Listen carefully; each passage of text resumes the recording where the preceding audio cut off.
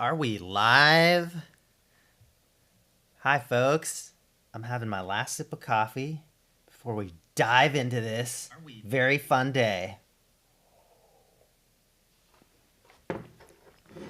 Um, wow, I'm excited. We had a stream Tuesday night. Some of you were there. I'm seeing in the chat, which is great. Thanks for joining us again.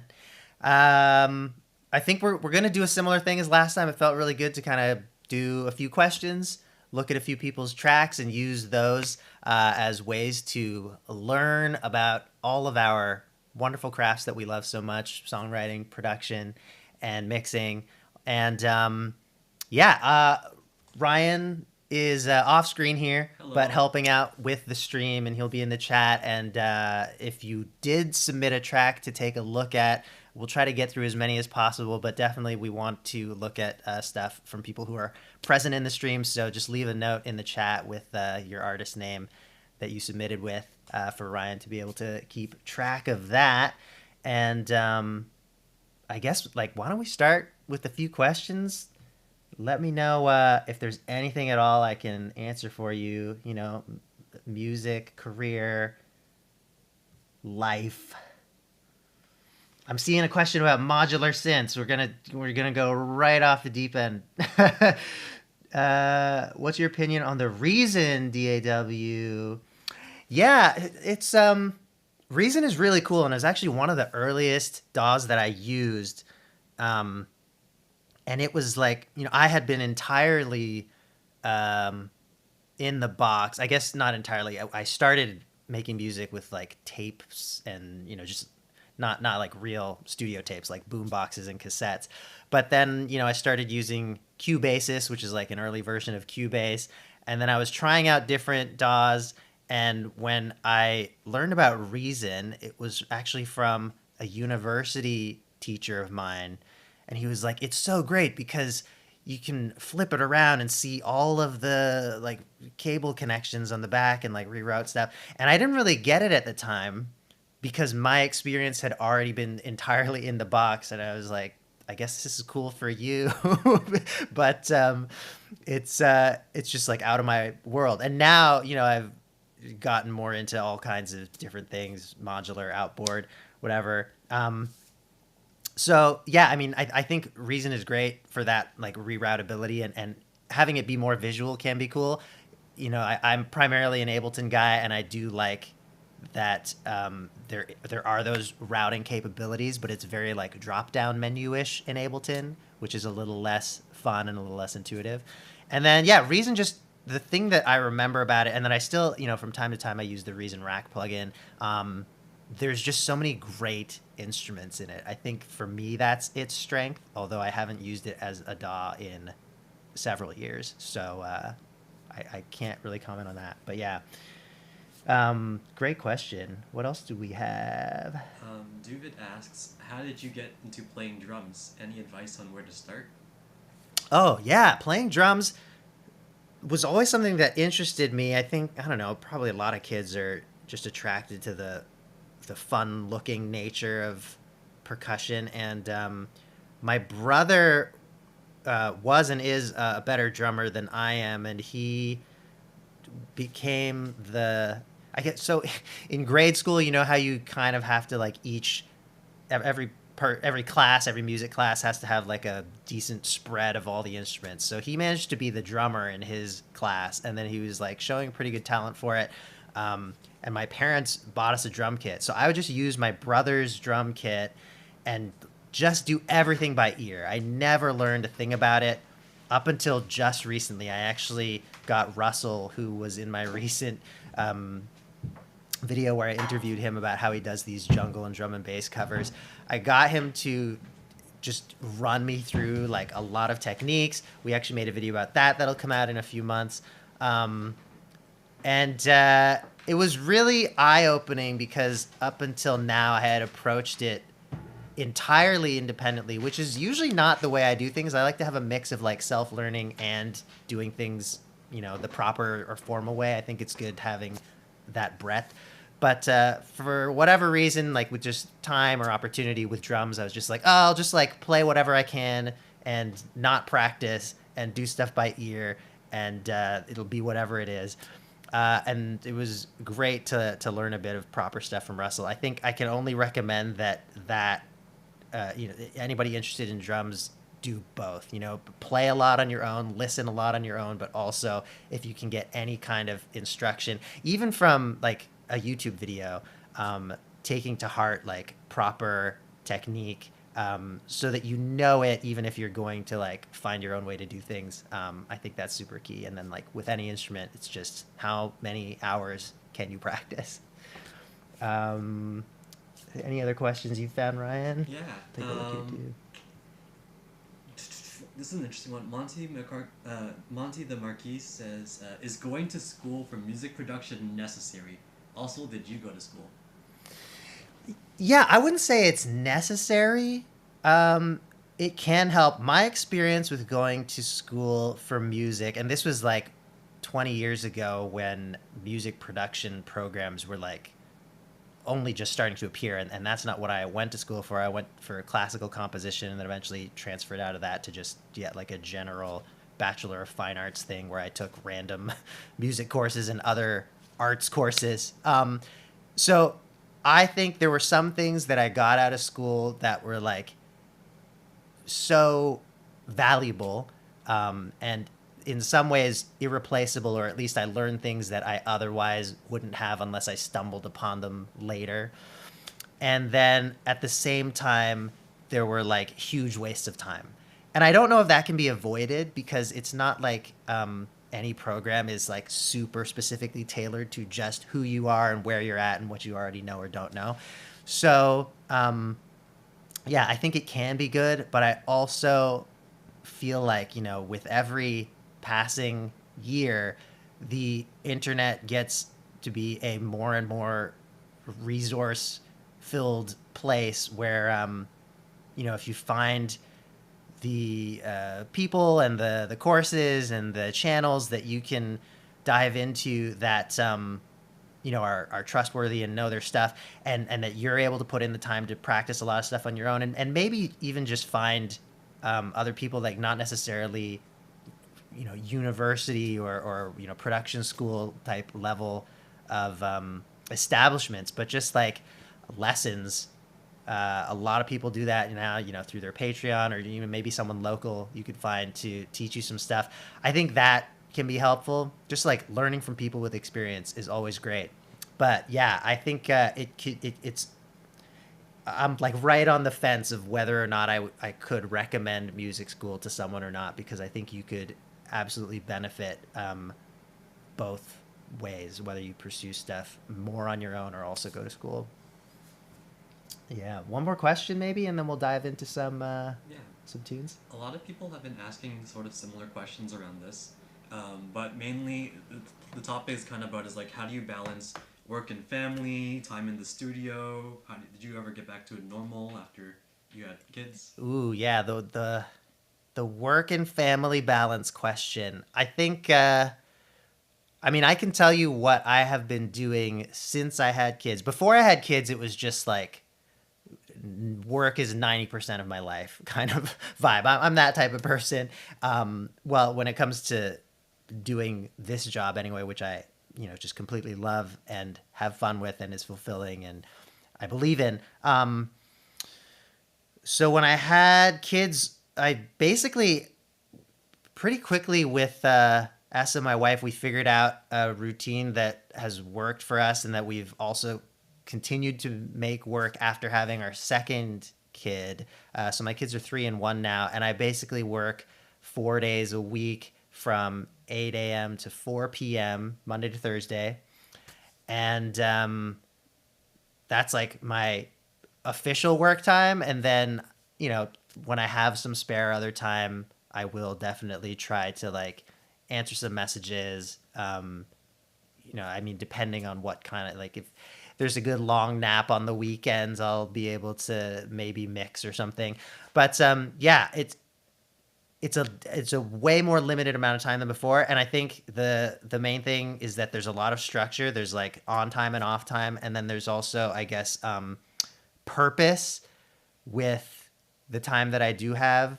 The thing I think Well, two things come to mind. The two things I would say that I've sacrificed as far as where my time can go since having kids is that I barely do any social media anymore.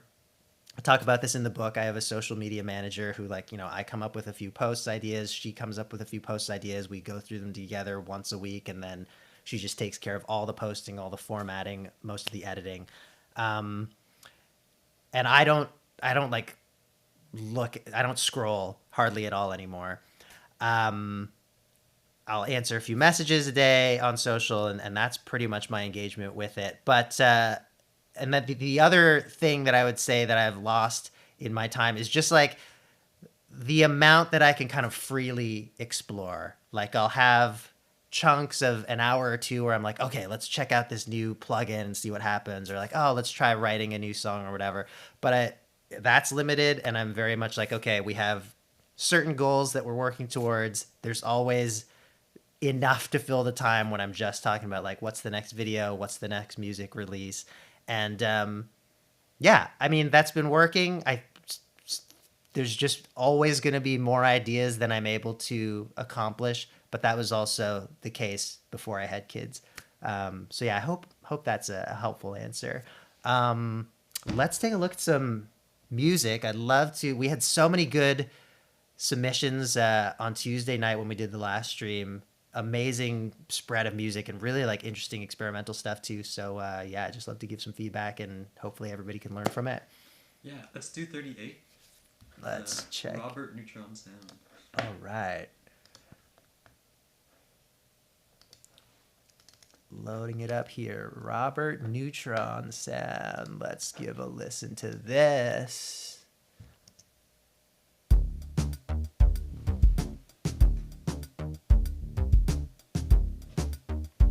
Uh-oh. My sub pack was off. Sorry, guys.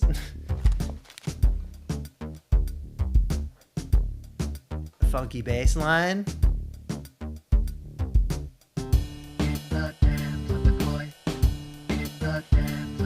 Love a good vocoder.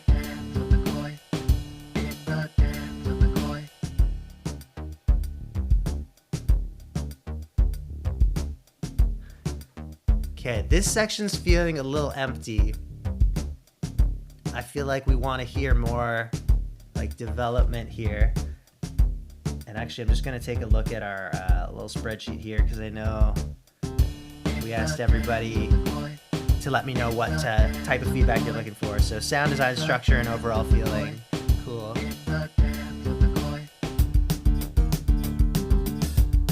It's a fun little change up.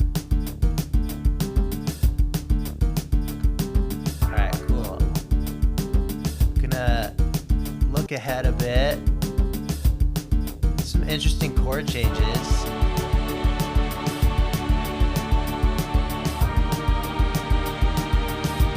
Let's see where this builds to. Transitions out here. This is a cool change. Nice. That's really fun. We've gotten so many through composed pieces, which I love. Like just sections changing to other sections, not always repeating. And then we're gonna do this again. This is a vibe. Like you've got a great synth sound and riff. And this, I think it's the same or similar to the one that's earlier in the song, going with the vocal. What's happening in this different part? Ooh, it's a little more like cinematic sound design-y.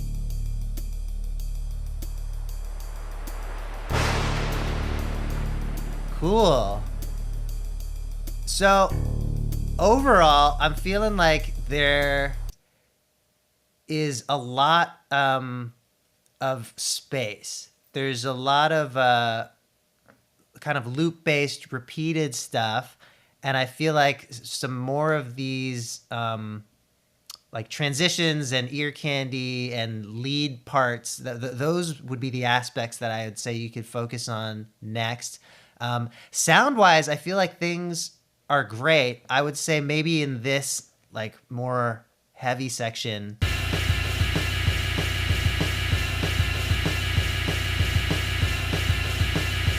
that's where things like kind of started to go a little on the harsh side, and maybe, you know, that's something we can look at mix wise here. Let's get the stems going.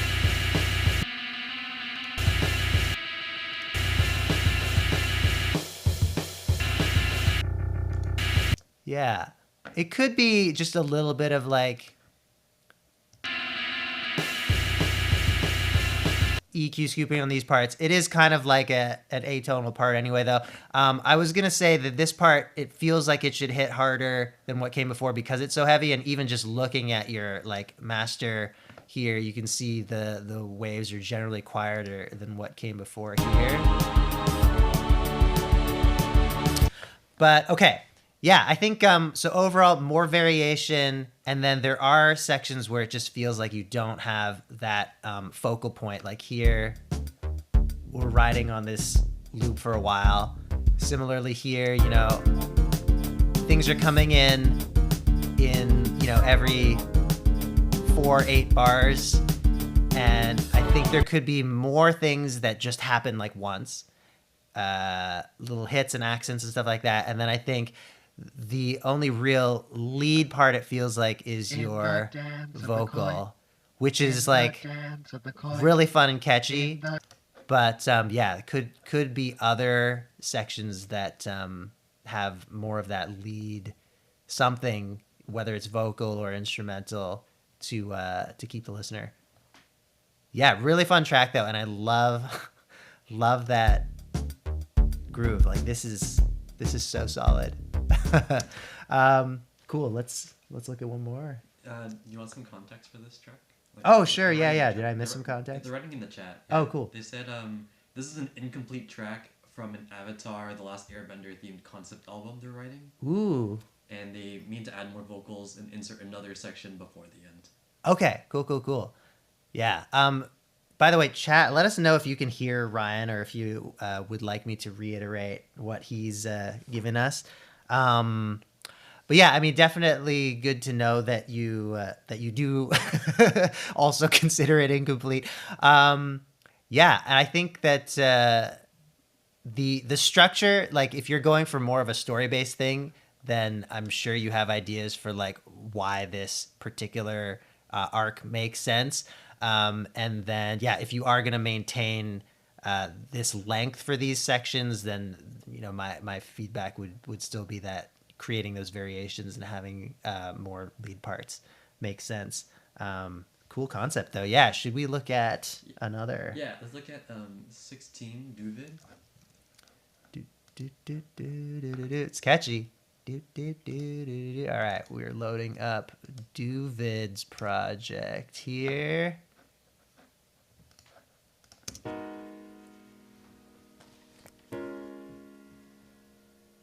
And what did you say? I'd love any opinions on the flow between movements, as well as thoughts on various dissonances, and of course anything else you recommend.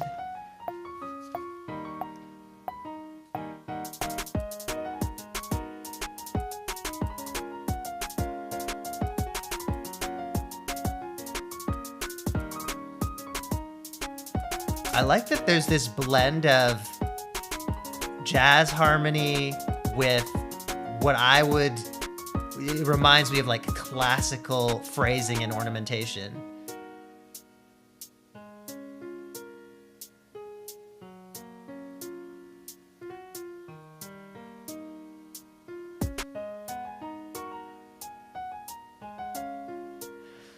Yeah, I'm feeling like it is a bit empty here, but I think it also depends on like what you're going for. You know, it's very much a programmed, like MIDI sounding piano part. We probably need a bass, eh? I'm feeling the kick in the sub pack, but not a lot of other low end. I think this looks like a similar other section. Oh, spinning wheel. Come on, I just want to click on something. Ooh, we had a modulation. Okay. Yeah. For the sake of time, I am going to move around the tracks a bit, but because I'm seeing these big changes. Oh, I don't know why my computer is just chugging right now. This project specifically has a bunch of tempo changes, and Oh, just as a heads up, maybe. I wonder if that, like, why am I getting so much spinning wheel? Interesting. All right, let's let it play for a bit.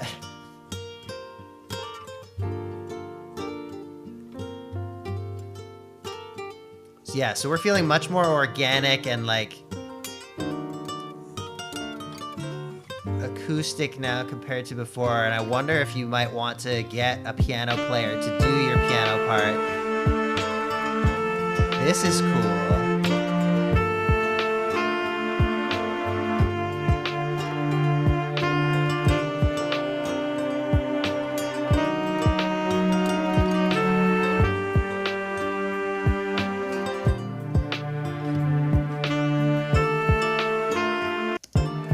Yeah. All right.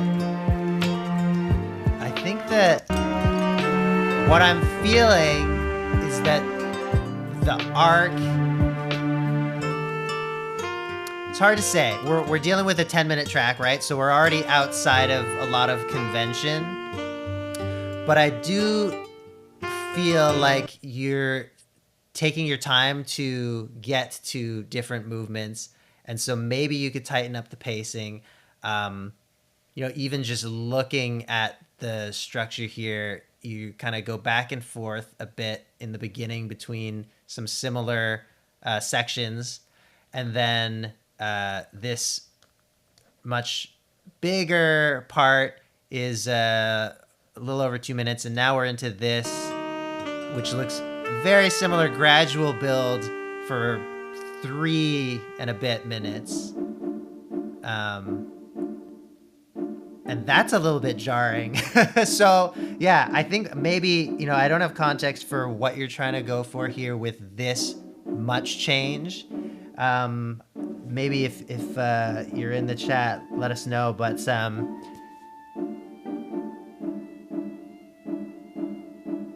yeah, everything is so different, and I'm not feeling the rhyme or reason behind it. I think though that like compositionally, you're doing great stuff, and my main feedback besides the structure would be that there are some parts that feel very clearly MIDI, VST, a little stock sounding, and then other parts that are very live and feel like you've recorded real instruments.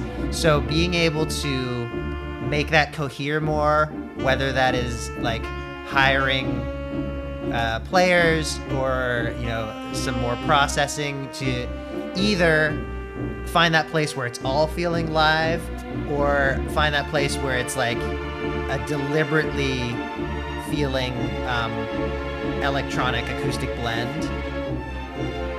But I would imagine that if you're doing this type of material, you're wanting it to sound realistic. So maybe it's about finding players who are finding different sample libraries, finding ways to automate the articulations to get them feeling a little more alive.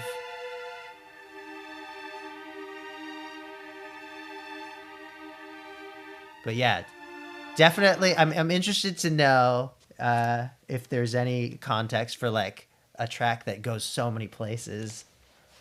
Nothing yet. Sorry. Oh, hasn't mentioned it yet. Hasn't mentioned it yet. Okay, cool. Let's listen to one more, and then we'll get back to some questions. Let's do number 10, Clay Stravers. All right, Clay Stravers. And let's find what you said here. Anything for feedback. All right, cool. Let's give this a listen.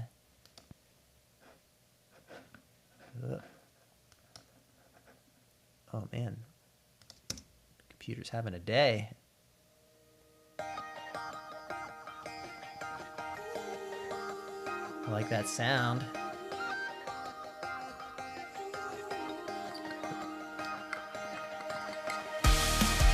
Ooh.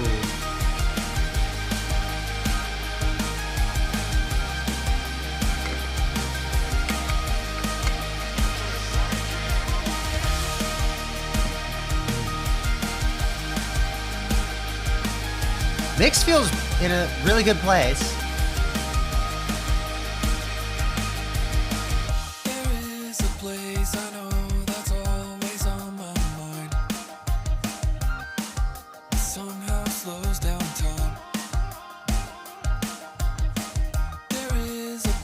Really hooky.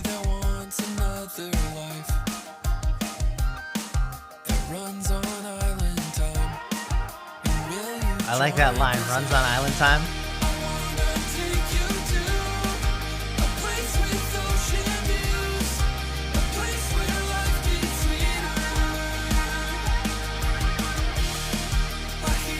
Super catchy.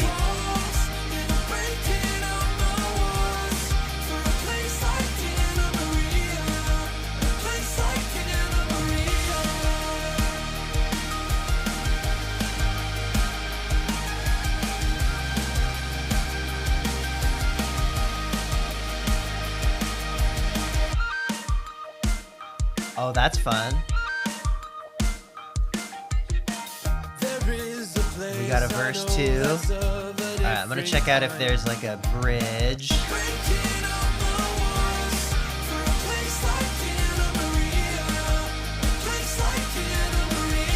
So catchy.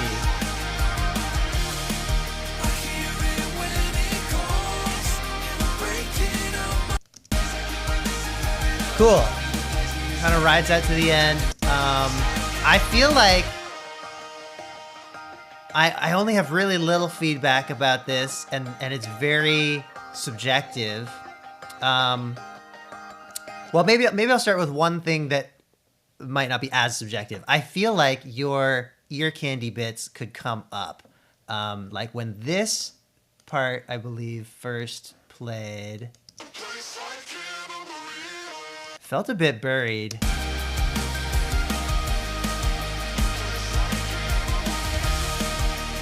Like it's very clearly what you want the audience to focus on in that moment. I think you could boost that up. And then in general, just like, you know, you had cool stuff happening in between your vocal lines, for instance, in the verses.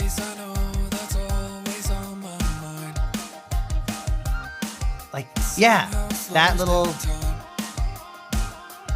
synth bit that I think you bring back later, and then these like vocal chops. Where are we looking here? It somehow slows down time. Where are they? Down here? FX, yeah. Ooh, there's like so much in there that it's not like popping out consciously. But yeah, I think when you have those spaces to fill, definitely like bring that to the forefront, be bold about those. Similarly, I think in the chorus you had some stuff like that.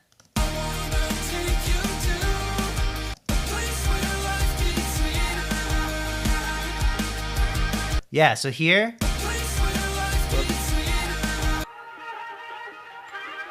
I would even consider like not overlapping that with the vocal. Let's see what happens if we just do that and like boost it up.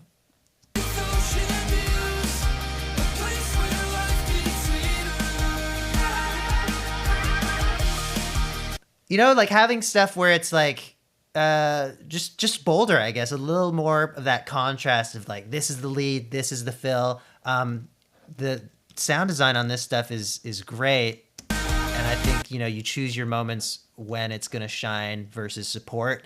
And then the one spot where I thought some more sound design work could happen was, I think this synth part felt a little bit more stock, a little bit more messy compared to, I think, like right after. That part is so cool. It sounds like a mix of a few different sounds. Maybe you've chopped some vocals. There's like different attacks. There's different volumes. There's different timbres. So, you know, that it just feels like really finely crafted, really alive. And then this line felt a bit more static, or the sound. And then that amount of distortion maybe was competing with stuff. But I mean, otherwise, really, really catchy song, great writing. A lot of lyrics popped out at me that were catchy, and like, you got all this imagery going on and this feeling. Um, and yeah, the mix sounds full and pretty well balanced. So yeah, maybe some of these like finer details could just take it to that next level. Nice job. Cool. Let's take a look at a few more questions now, and then we'll get back to some other tracks. Let's get the chat up here. Tips or tricks on keeping cash flow going when the usual sources are drier than usual? Yeah. I feel like I was always trying to be creative with revenue, and I talk about this in the book for sure. But yeah, what did you mention here? Gigs, public funding, merch. I think the like one-off sort of events or moments can help, like whether that's okay. So one thing is like if you're on Bandcamp, let's say, make all of your discography free for a day or a week or something like that. I've always found when I do that with my music, with my sample packs or whatever, I actually just make way more money than I normally do, just because when you make something free, 100 times as many people click on the link. And then, yeah, anything exciting that you could do, I don't know, maybe like if there's a giveaway. I guess if it's fully a giveaway, then that's free and there's no income. But like you could do some kind of competition with like something that you've used, gear, prop from a music video, that kind of thing, which maybe is a raffle or something. And then like finding creative ways to let people know that you're open for commissions. Do some posts that are like fun or that are jumping on a recent trending topic or thing in your community that can also serve as a way to let people know like what your skills are and what you're open for doing. And then maybe expanding what those offerings are, like could be giving lessons if that's not something you're already doing. Maybe there are some types of products that you could come up with, like sample packs, PDFs that aggregate a lot of your knowledge, and you share portions of those for free. Let people know like what they can expect, how much value there is in them. Those are some ideas off the top of my head, and I think there's more than that in the book too. If you're, I think everyone in this chat has the book, so definitely reread those. Any questions stand out to you, Ryan? Yeah, Connect Music asks, how do you work through creative differences when working with other artists? Example, working on a mix and production with an artist and having a tough time agreeing on levels and arrangement. That's a good question. Yeah. I think that there's, I talk about this in the book too. There's two ways that collaborations generally work. And one is like, you're in it together. It's very, maybe democratic. The other is that there's kind of like a captain or a leader, and then they're sort of like the final say on things. In that situation, obviously, it's much easier for someone to be like, well, ultimately, it's my project. I'm going to make this call. If you're, in a group or even just, it's a duo or whatever, and you're having those difficult times coming to an agreement, I think coming to finding a third party to weigh in can be helpful. Getting other people, just listening to it and seeing what they feel, what they think. I think that with something like mix levels, that's very, it's in this like specific kind of like functional place. And I don't know if there's any better way to do it than to like listen to a bunch of other stuff that's similar and find those outside opinions. I would add that for other areas where this pops up, like creative differences, let's say, I think that if you're focused on like creating something in a partnership, it's great when you can both be excited about stuff. And when you're, when one person's excited and one person's not, I would say sometimes, fight for your ideas for sure. But I think it's best when you keep on searching and you go past that and you find something that the other person is also excited about. So like just keep building, keep throwing ideas out, keep trying stuff. I think that's the best way. And then yeah, ultimately, you know, if there's something you're really excited about that the other person's not, and so you don't end up using it, you also still have that idea hopefully that you can find somewhere else for. Yeah.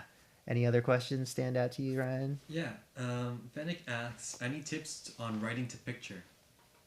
Ooh, I haven't done a ton of that, but I do enjoy it when I have the opportunity. I've done a little more stuff for commercials. Well, a lot more stuff for commercials, I would say, than any kind of like film scoring. Um, I think that for me, I like taking very different approaches in terms of like how I'm going to find things that work.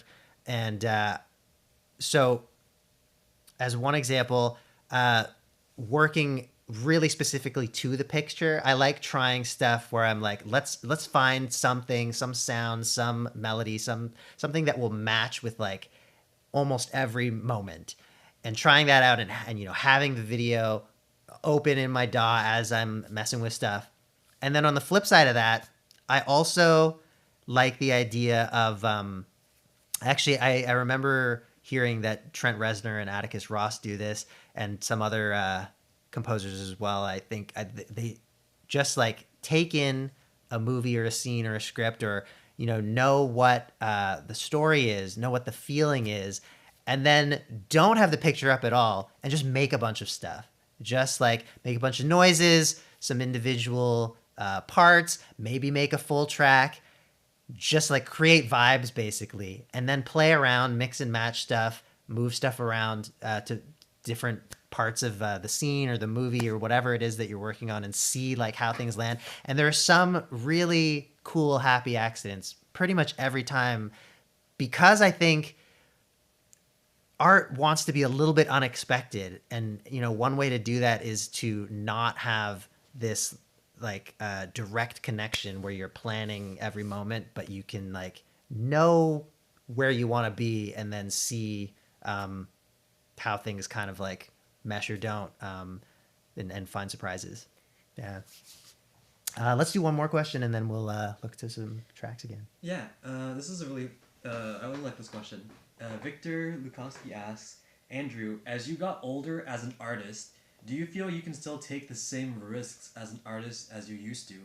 Would you think you would be able to make a massive artistic shift now if needed? They're asking in comparison when you were a young artist / student in Toronto who has nothing to lose and can really try out so many things without fear of failure. Great question. I think that I particularly don't have an issue with that, because I kind of established my whole brand as being like, let's experiment, let's try all these different kinds of things. And I don't know if, I mean, I'd be interested actually to know if any of you feel like there is a particular Andrew Huang sound or genre or whatever, because I feel like I hop around a lot, and I really enjoy that, and I've kind of made a point of it because I just love and enjoy lots of different kinds of music.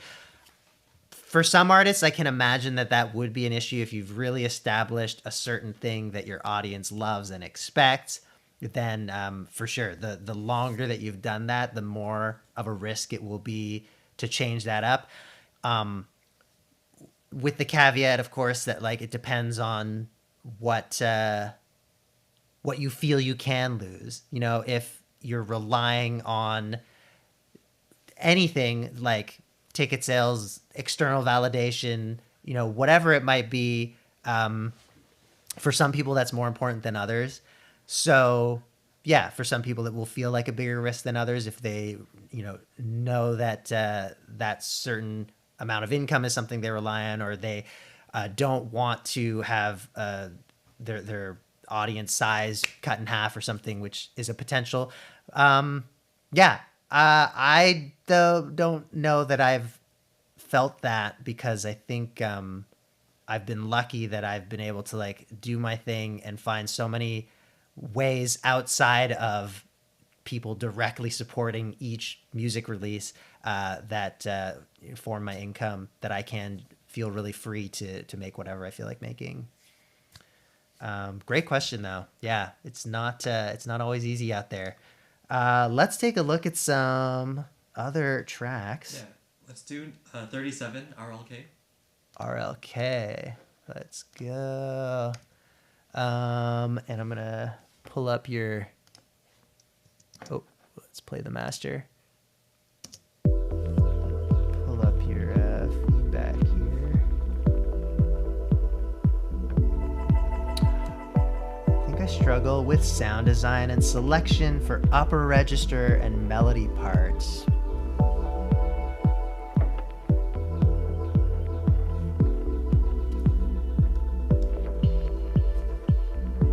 Feels really full. Like the mix is solid. You've covered the main parts and frequency range you want to.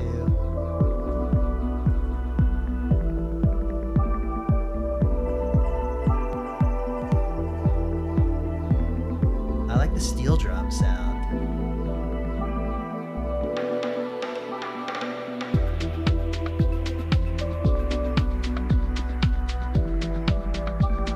Nice groove with those shaker hats.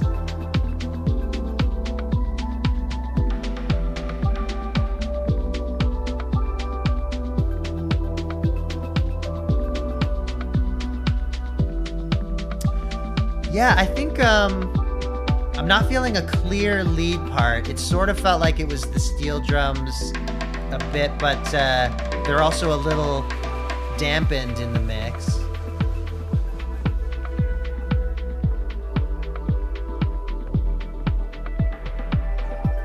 I would say like sound-wise, like the supportive stuff is great. These atmospheres, that little like arpy, plucky bit.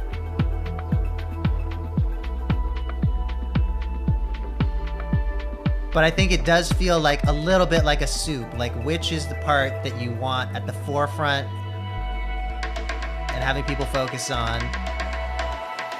I think that snare that you have could be more dynamic. It feels like, and maybe like the sound itself.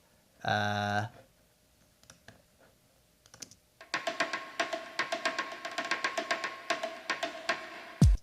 I think there could be a stronger sound there that's a little more like get one of those like really resonant kind of reggae snares or something going with like even more difference in that velocity.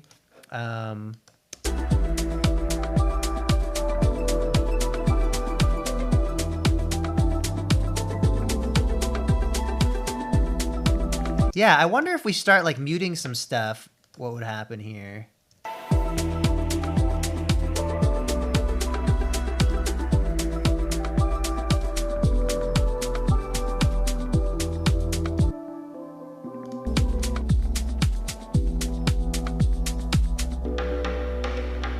Yeah, I feel like you could work subtractively with this. Possibly you want to come up with one more part that could serve as a lead. Because right now, you know, if I turn this off, I feel like I don't have a particular thing that's standing out to me as like what I'm going to remember and hum. Maybe like some of that descending steel thing. But you could bring that out further.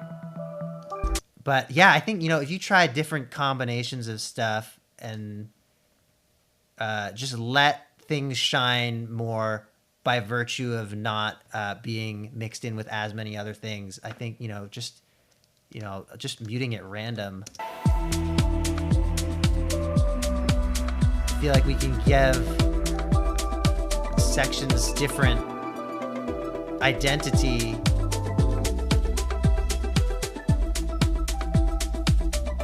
Yeah, I mean, like, this pluck part has some good melodic stuff going on that I wasn't even really paying attention to or noticing its exact movement because of how many other upper register things were going on. So I think it's not necessarily about your sounds in terms of like the sound design or selection, but about letting them have their space to shine. Yeah, let's take a look at another. Yeah, let's take a look at 40 Ross Jewel. Let's see. Do, do, do, do, do. Ross Chua. Confident in the quasi-ambient vibe I've built so far, but I'm not sure if it's missing a stronger lead or melody. I've tried a few different instruments with a few different melodies on top, but none have quite fit. So I'm not sure. I just haven't found the right sound, or if it doesn't need a main melody.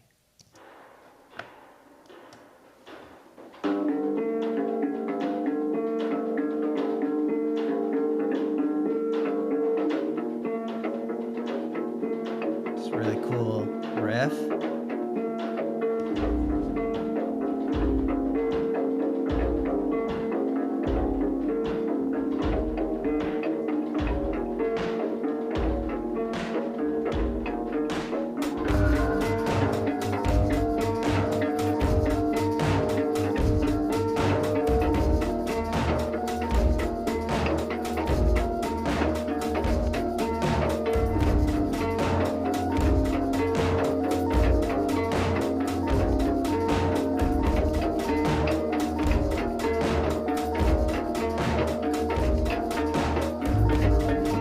I think around here I'm feeling like I want more variation.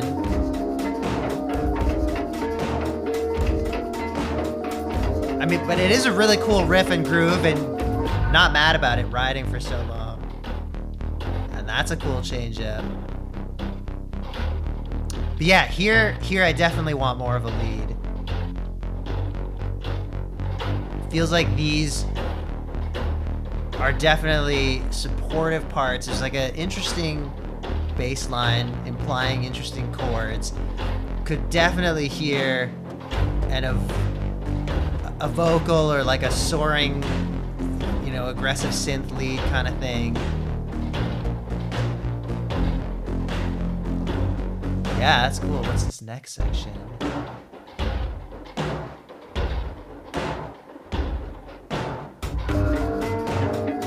Yeah, we're on to this. This, yeah, feels super nice. And like, the riff is interesting enough and changes enough that I think maybe this feels like it could be good if you don't add another lead. Maybe you can modulate this sound a bit, you know, some filter movement or occasional variations in the notes if you want, but I mean, it just feels like a good thing to vibe to. Oh, that's fun.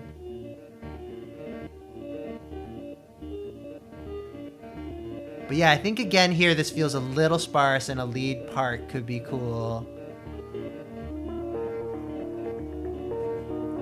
I want a little variation on that ostinato, cool.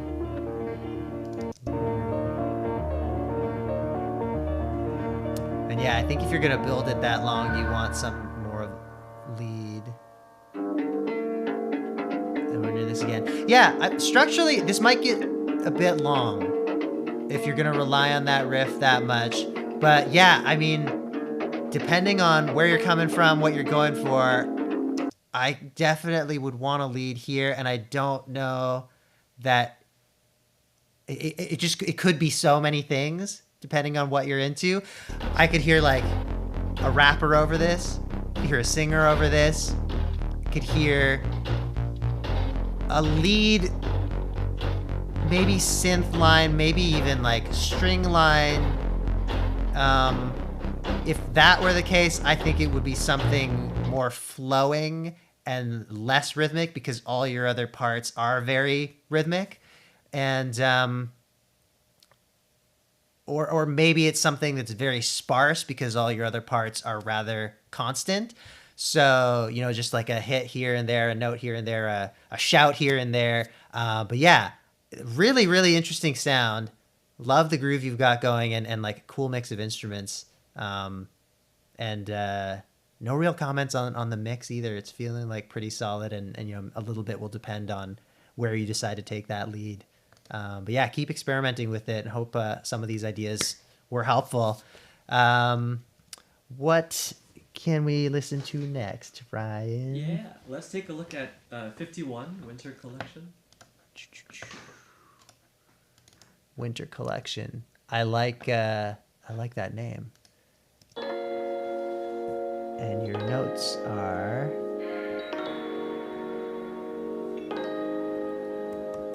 Hold on a minute. song structure, effectiveness of vocal performance, overall balance of mix, For the world to implode and diminish.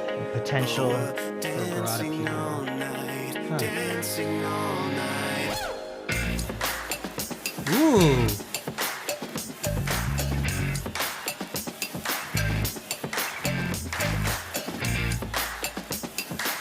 This is really fun.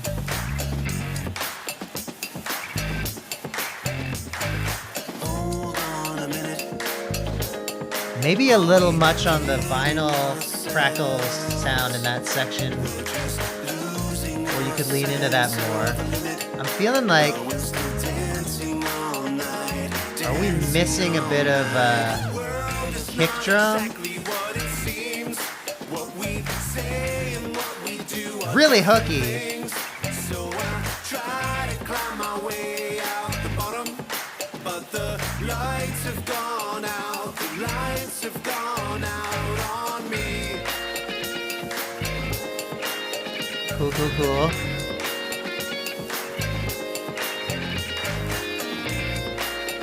Alright, what happens in this next section?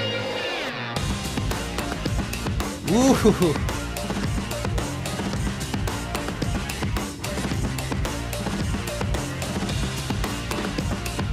That's really fun. It's a little bit out of nowhere to change the style up there, I think. Exactly what it seems. What we say and what I love this part. different things. Hold on to the stage by all the strings. Yeah. And we pretend.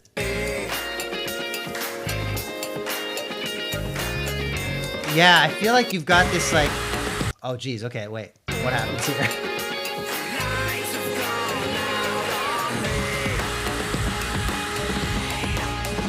That's really fun.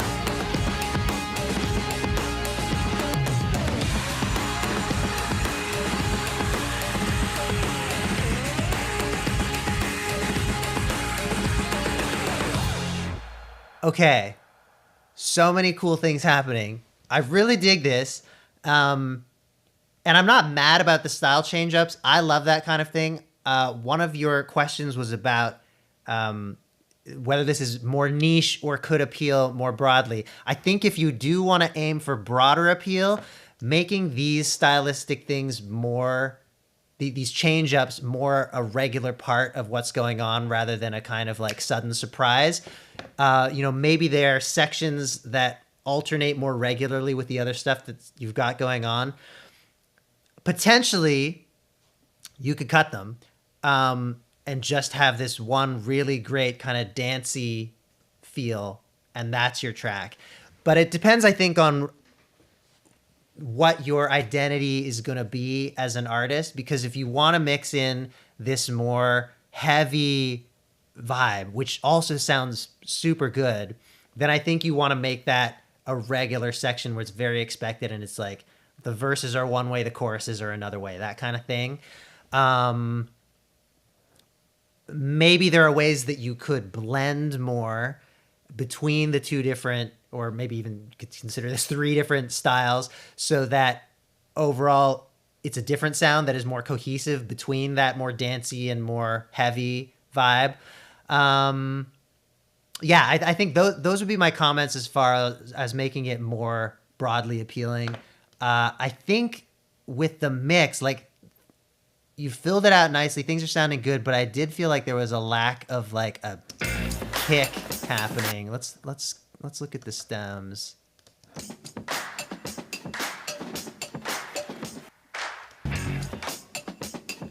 Yeah, I mean, ooh, there's actually like way less lows here than I would feel like I'd normally see on a drum break. So I think like I really just want to hear something like punching me in the gut constantly, I'm just gonna throw like the first random kick that I found in here as a proof of concept. And you could go with like something that matches your break pattern. Maybe one there.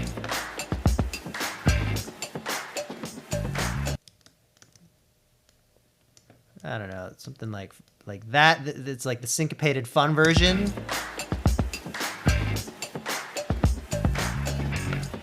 Or maybe you want just 4 on the floor, right?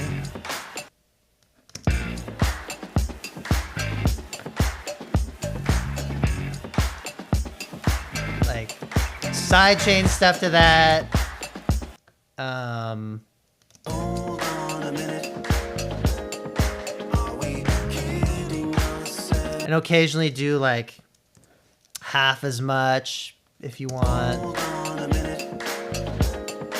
Are we Or, you know, take it out for some sections. But I think, yeah, you definitely want more of this like hard-hitting drive. Especially here, I really feel like 4 on the floor is the way to go. what we do are different things.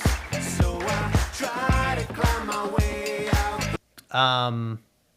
But I mean, overall, what I feel like is you've got a really solid song. You could produce this in a million different ways, and it could be solid. You know, it could be rock, it could be pop, it could be like EDM.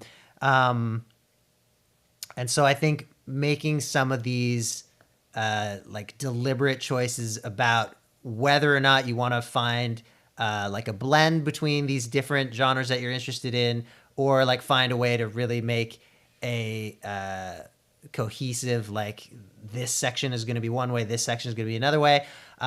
Or I would say if you like this idea of like doing the genre surprise thing, it will kind of paint you as a bit more of a niche type of artist. And I'm not mad about how that's working. It's also very fun. But yeah, that's sort of my where I'm feeling with it. And then just mix wise, that is the main thing. Like you gotta get like a huge pumping kick in there. Awesome work though. Love that song. Super catchy. I know that's gonna be in my head a lot in the coming days. Let's take another track now, and then one more, and we'll do questions again. Sure. Let's do a 43 Samuka. Cool. Let's take a look here.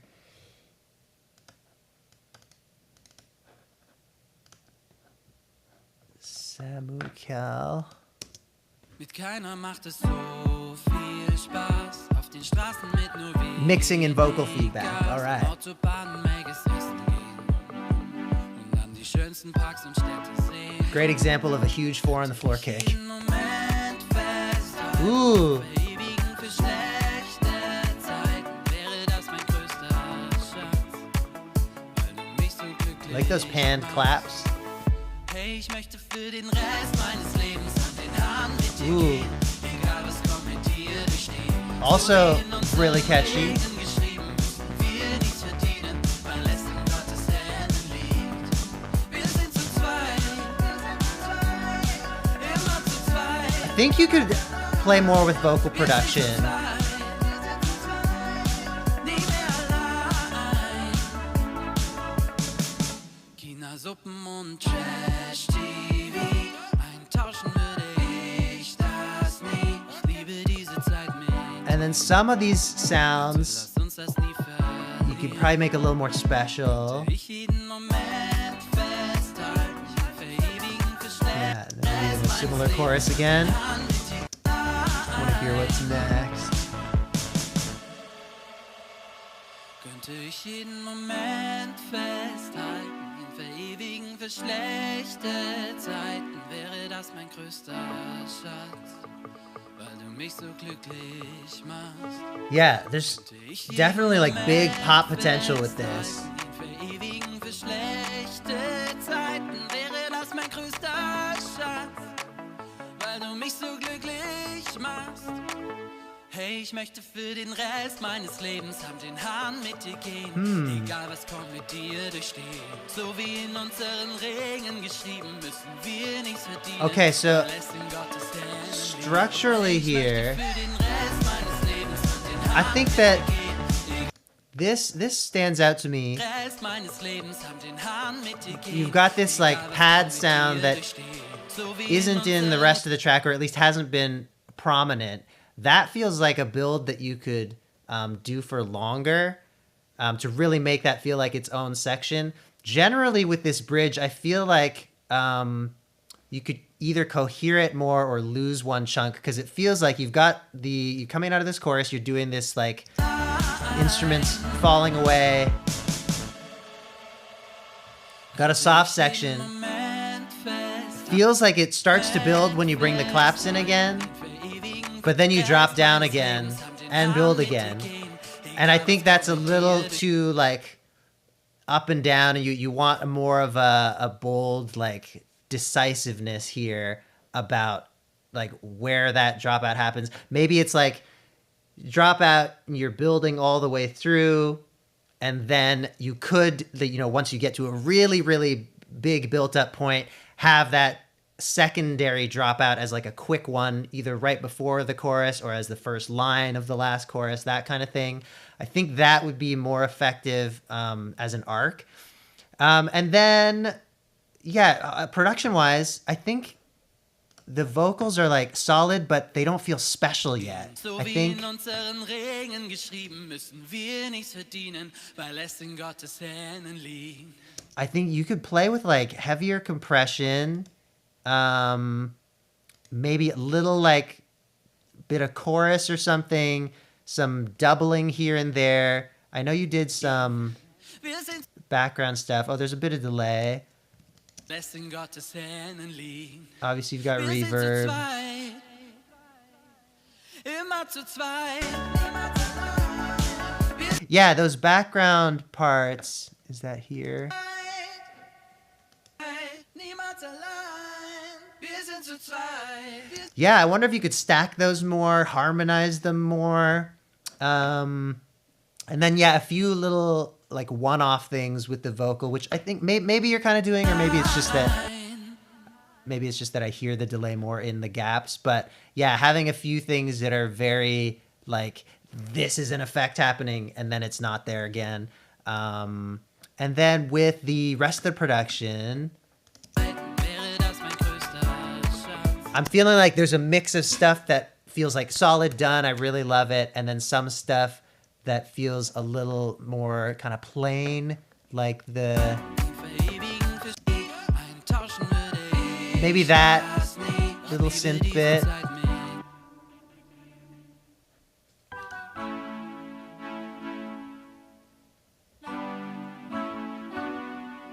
Yeah, maybe you could play with some different synth sounds or some automation, modulation Trash TV, to bring a little life into those sounds. das nie. Ich liebe diese And then, okay, that's a section without bass. What's your bass sounding like? Yeah, that was cool when it came in. Maybe could even come up. It's a really fun ARP pattern. And then in the chorus, it's great, that driving. Love that.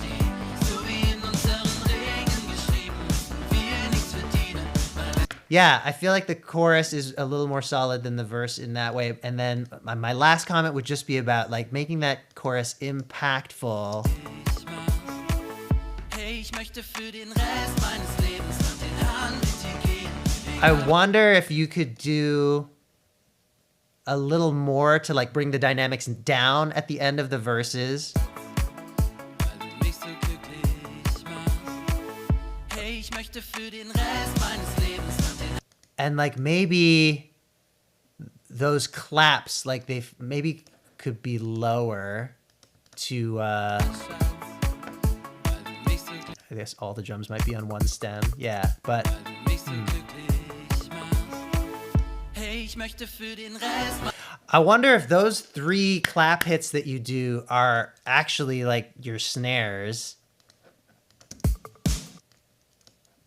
how do we do this? Maybe like short reverb. This is, you know, not the way that you would do it, but like as a example.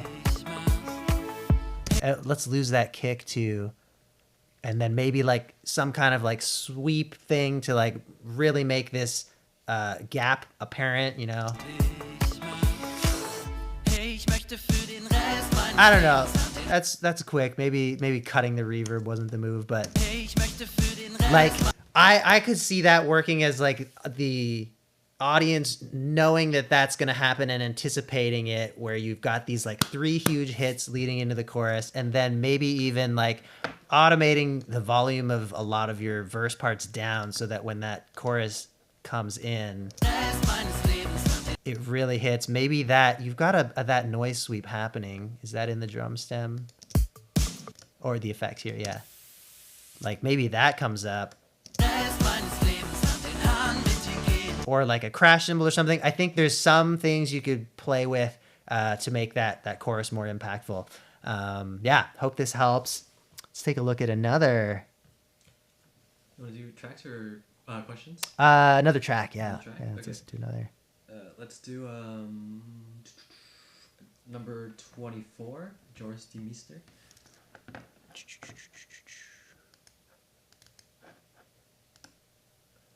All right, 24.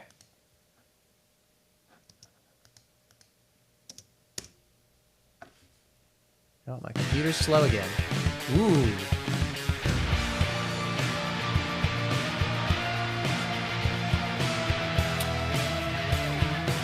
Yeah. Mix stuff, vocal stuff. No pop ambitions, okay.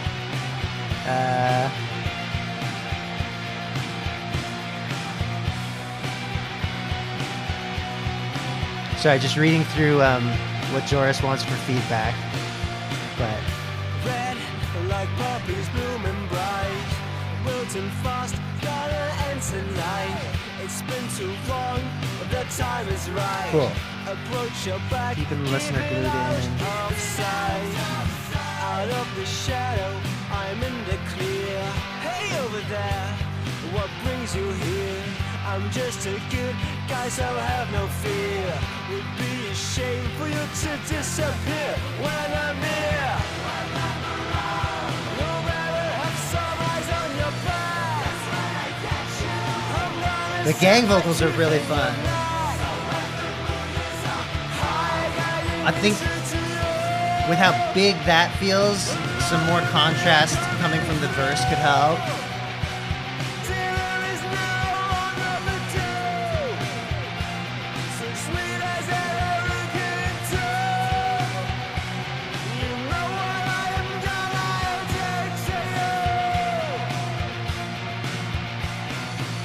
But still I wait as I hear you say you'll pay a visit to your granny today. An easy target, a tasty prey.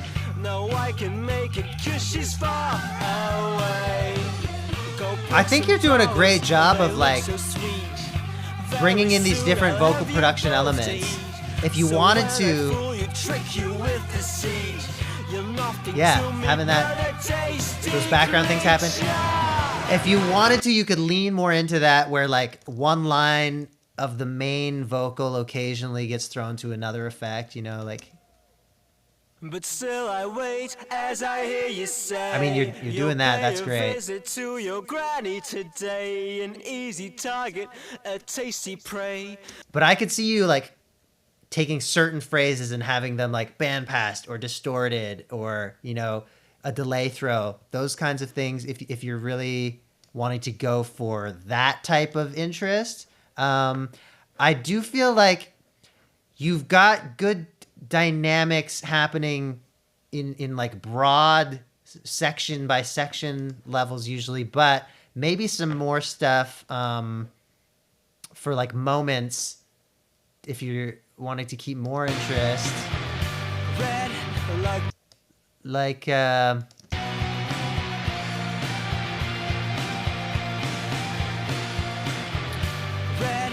like poppies bloom. I felt good about the intro going into the verse. It kind of like falls away in a nice way. The length of the intro felt good. The writing is solid, but then there felt like there could be some moments for like a big drum fill, or maybe like a full pause. Shame for you to disappear when I'm near. No matter how sunrise Like maybe something there. Definitely, I felt like coming from the chorus back to the verse.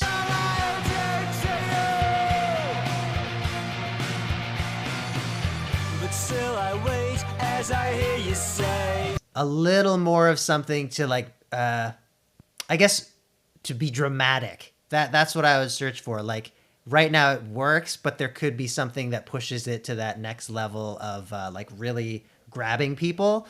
So, you know, much bigger fill, instruments cutting out, a different effect happening on an instrument, on the vocal. And let's keep going a little further in the song. I have changed, I am not your furry friend anymore. And I am coming to your door. Like that, perfect. And you know, having a you know, knock on the door sound effect, that's probably something you only want to have one time in a song. You know, it makes it really special. That is really fun. But just, yeah, a totally great example of you know, something you're already doing, that similar kind of bold moves could happen in other sections.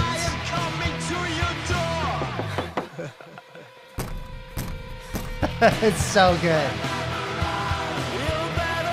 And then, yeah, some things here could also be done on a mixed level, you know, like when the chorus comes in. I'm just a good guy, so have no fear. Would be a shame for you to disappear when I'm near. Some of those new guitars, like you do have a bit of a bump in level, but maybe they could just be more dramatic even.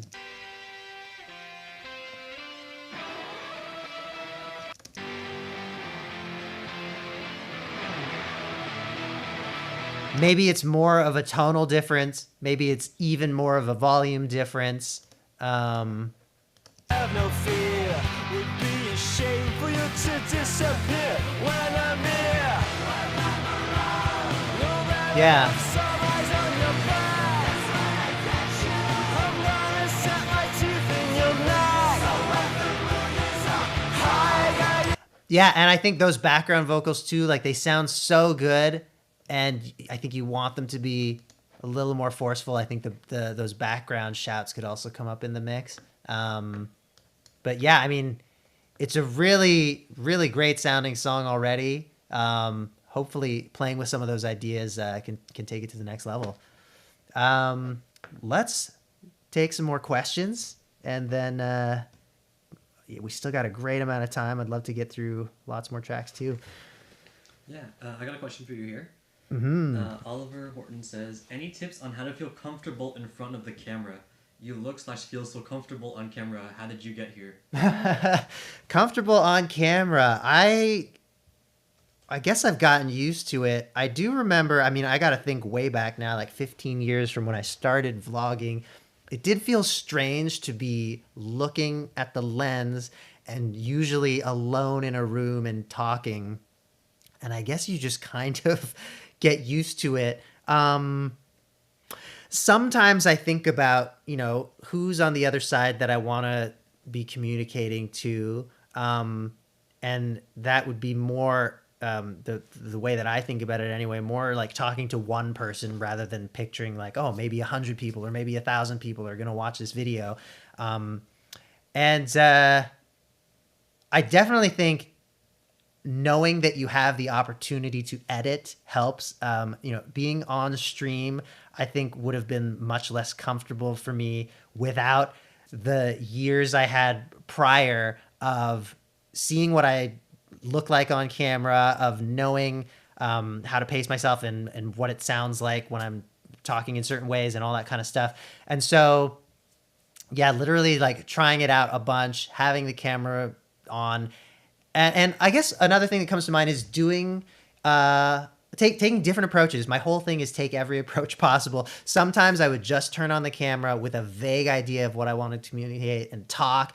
Other times I would like have a full-on word for word script and try that, and then, you know, also find in the moment that I want to deviate in some ways. And then as an in-between, you know, have a topic and bullet points and, you know, refer to them, but mostly kind of go off the top of my head. So trying a mix of those things and seeing what works for you. And maybe there's one thing that will become your way, or maybe depending on the type of video you're making, you'll want more notes or less notes. And then, yeah, just like doing it a lot, I think just helps, obviously. And probably there's some overlap too with like live events. If you get comfortable public speaking, whether that's in front of people on a stage, you know, or just like in a meeting, anything like that, talking to the crowd in between songs when you're performing, I think all of that contributes to just what it is like to communicate. And yeah, hopefully you have opportunities to practice it. We have another question lined up. I like this question. Mumble Thief asks, what are some things that almost made the book but didn't? Whether craft, business, personal, etc. Ooh, what didn't make the book? You know, not a lot as far as like my goals with the book, which were to tell my story and use it as an example to share what I felt like were the most important things about being creative in this day and age. And if you're interested in trying to have a career with it, how that can work. When I think about the stuff that was cut, there was maybe like a little bit more, not detail per se, but like ways that I would provide an example. Let's say like I had a little bit more about branding and stuff where there's one idea that I think stuff that didn't make the book, I'm still like using in tweets and things like that. But, you know, if I've talked about the way that an audience perceives your brand, I think I had a few more examples of like when I tried doing this particular thing, I was criticized, but it was more authentic. Like, I don't know, there just maybe more specific examples where I felt like there were already enough in the book, that kind of thing. Nothing is jumping to mind about what I would have really wanted to include in Make Your Own Rules that I didn't. I will say I would love to write another book, and I would love to do one that is very much more like in the weeds of music creation. I think Make Your Own Rules, I wanted to go broader. And if I do another book, I think it'll be more sort of a deep dive into like supercharging your creative practice and like what are some things that you can try maybe on like a daily or some kind of regular basis, or some sort of like very specific project prompts, things like that. I think I would love to get into for another book. Let's do one more question. Listen to some more tracks. Yeah, Nico Deja writes, when writing something new, how do you know you're not repeating something that already exists? Ooh, I definitely run into this when you're, you feel like something sounds familiar. I usually just ask a handful of different people who have different tastes. And if no one is immediately like, oh yeah, Taylor Swift did that or whatever, I feel pretty safe about just going for it.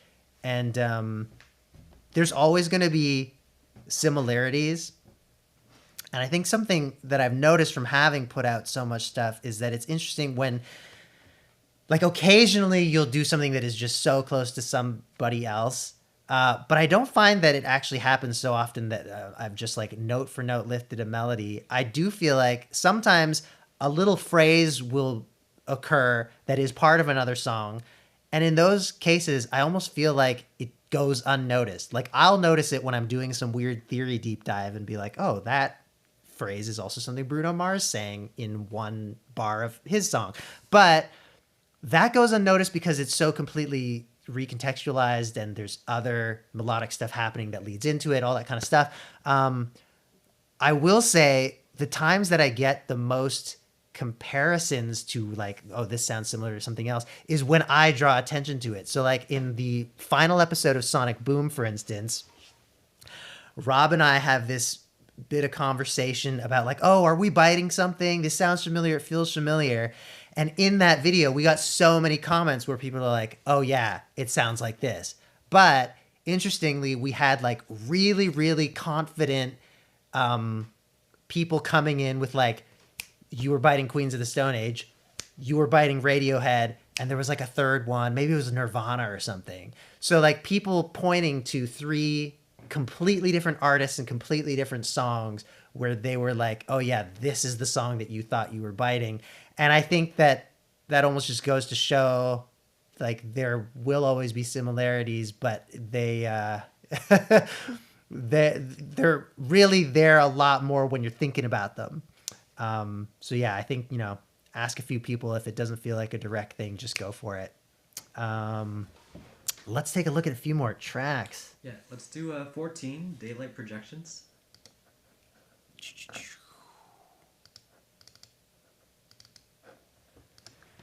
Let's see what Daylight Projections has for us.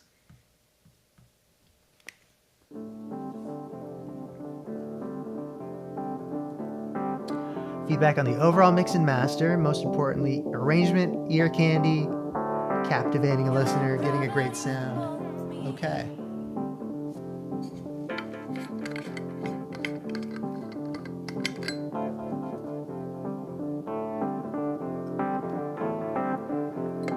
Love some Rhodes.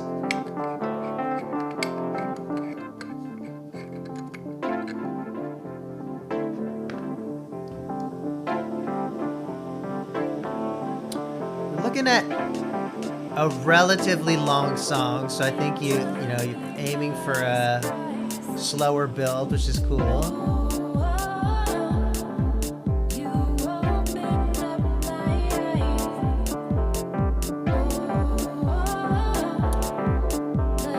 I think the hi-hat's a little loud and dry, and maybe more supportive kind of groove, top percussion could help you out.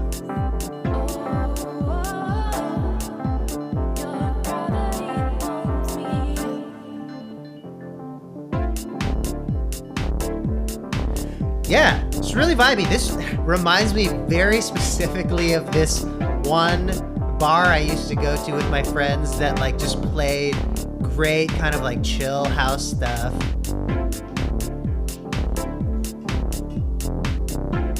I would say like your melodic and harmonic instruments are sounding great. Love the Rhodes riff.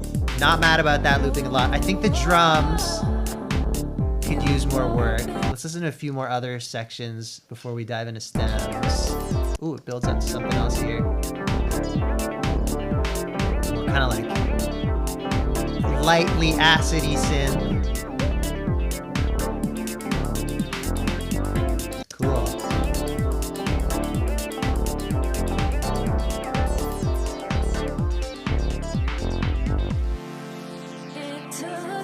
Nice little breakdown. Ooh, yeah.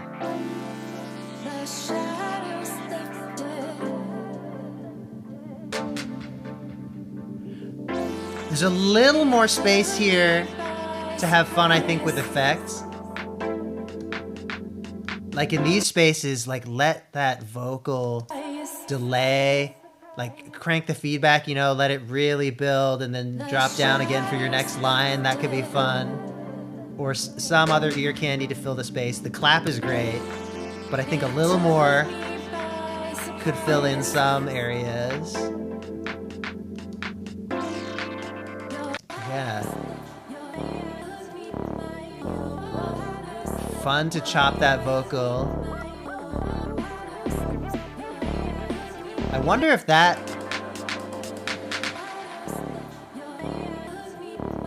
could be more distinct, I think, by which I mean like you've got a good amount of reverb on it. Maybe make this a focal point, because the chops are interesting.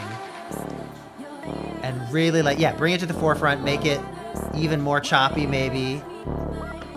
Alternatively, one idea could be that it doesn't stay that direct and upfront, but you kind of use it as another build element. You know?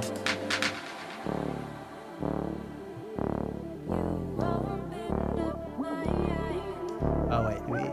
Oh yeah, that's a lead vocal.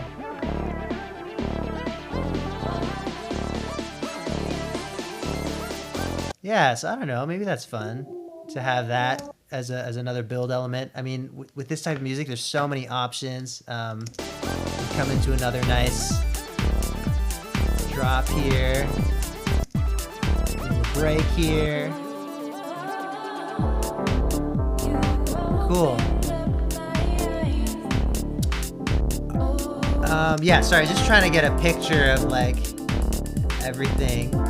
I think that, yeah, I would say areas to focus on would be drums. They feel a little less dynamic than I might want. Like, I think this kind of stuff could be okay for some sections, but like having more layers, like coming in and out, you know, layer another snare on, layer another clap on, add more like shakers, auxiliary percussion. I mean, it could be anything. It could be claves, toms, tambourine, whether for like rhythmic stuff that's constant or like the occasional individual hit or a more sparse pattern. I think that could bring some life in. And then the that synth is cool, and it felt to me like maybe it had too much reverb or delay. Like, yeah, the line itself is getting a little clouded because of the effects on it, and I think it could be stronger on its own, or just like with a very light bit of atmosphere, and let the sound itself and the line itself shine as it's building.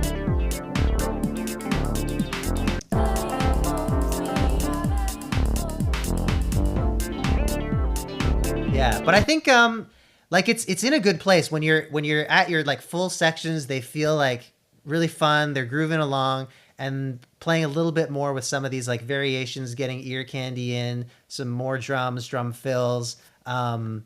I think that's where to go next with this.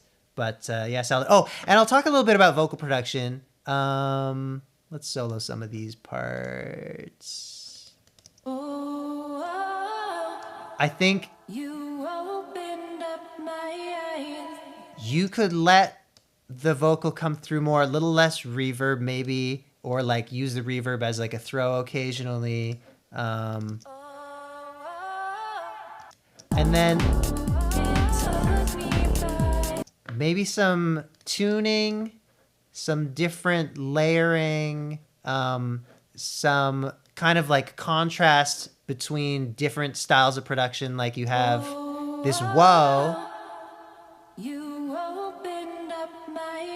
which, you know, maybe the whoa goes into different effects, and then you have this kind of alternating thing between the whoa and the lyrics.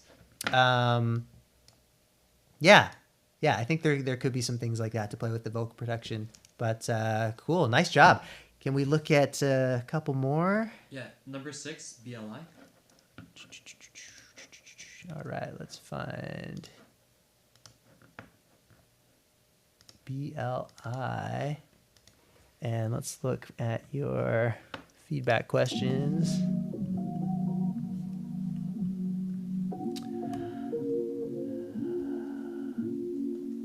BLI is a project of self-documenting the process of my life through music. And how do you feel about the music? Is it missing anything? All right, cool. I mean, this is a very strong vibe right out the gate. Oh, sorry, let's listen to the full mix rather than stems, just in case it's a little different.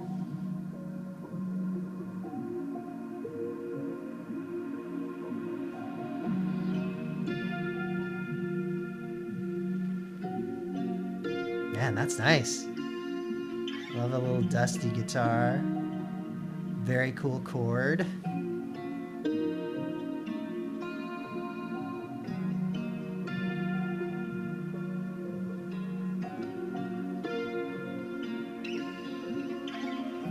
Maybe a little slow to develop here, but I see a lot of stuff that's gonna be different later, so, you know, depends what you're going for. It could just be this, like, atmospheric vibe, but it seems like you want to build it to something big, so maybe that could happen faster.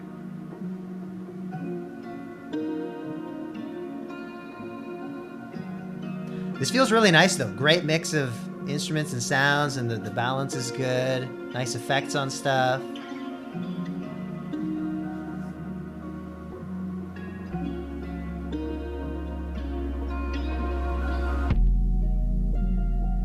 Yeah. Great change up there, you know, keeping the vibe, but like having it go sparse. That little low impact feels good.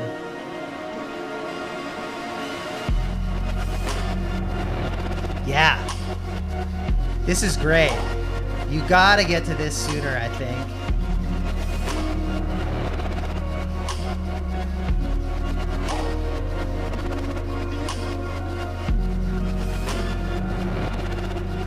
Maybe a little much on that, like, tremolo type modulation. Like, it's really cool, but with the amount that you're doing it, it starts to feel less special. Subjective, though. It's definitely a great sound. And then I think at this point, this section feels a little bit repetitive. There could be some ear candies here, or a new layer added in at the halfway mark, that kind of thing. Yeah, so what I see here is I'm feeling like you've got broadly kind of like an A, B, transition to a C, and then now we're like winding it down, outro. And, you know, structure is totally open. I think, you know, you can decide how you want to tell the story. But to me, this feels so good. And the style of the track is definitely, like, I think something that a lot of listeners would dig. We're not in any kind of like super experimental or niche territory. I think we could structure this in a way where you get to this beat sooner, and this is like the main kind of section, and you treat it in a more of a verse chorus type of way. Like, let's just be bold here. Cut all these sections in half.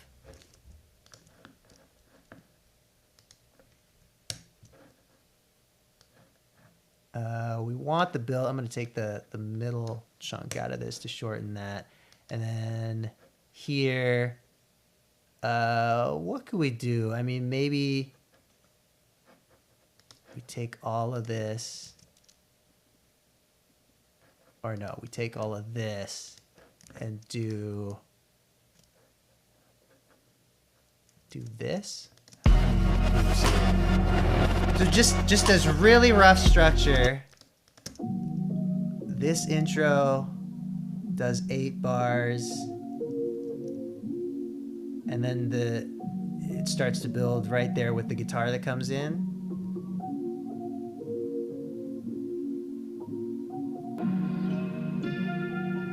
Yeah, I feel like that would work to just like keep the interest and keep the momentum. And like maybe that's even shorter so that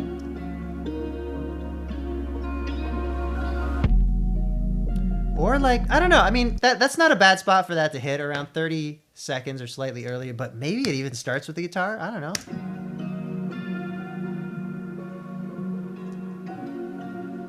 Yeah. Though I don't think so. I think, I mean, also very subjective. If I were arranging this track, I'd probably do something like that. You know, shorten that build up to this. And then you've got this main beat section.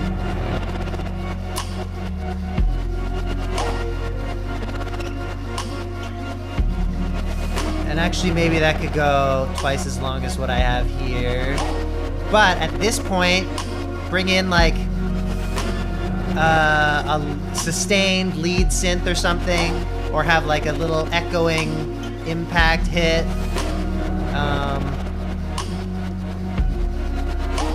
Maybe, you know, drop out the drums here.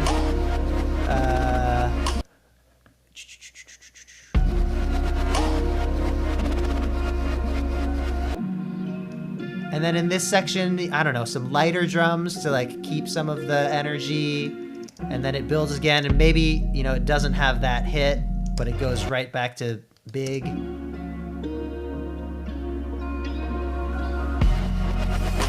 So I think, yeah, like my big feedback here is more structural than anything. But in terms of like, you asked what was missing, some of these like ear candy moments, a little accent here and there, a sound effect, a little like chime, let's say, or an arpeggio, a lead part that just does a phrase.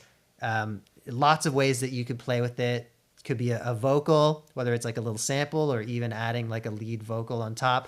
But yeah, that's all, of course, stylistically up to you, I'd say. But I think those are the kinds of like variations and additional bits of interest that you could add to this. Really great vibe, though. Love that track, and like some really cool, interesting sounds. Cool. Let's take a look at another. Yeah, let's do 49, Timothy Coker. All right. Timothy, let's see what you got. A lot going on, but I've tried to call attention to key parts of each section and transition in a way that makes sense. Are the transitions successful? Cool.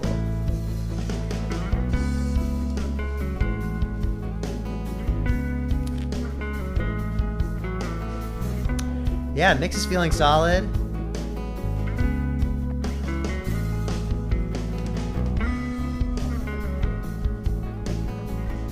Not sure if this is still intro. It's feeling a little long.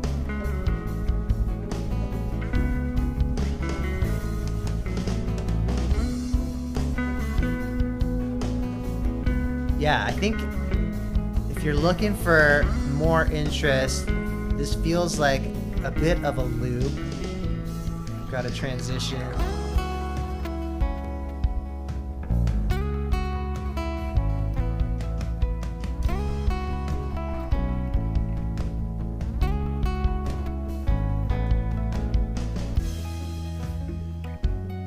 It's a nice dynamic shift there. I think that worked.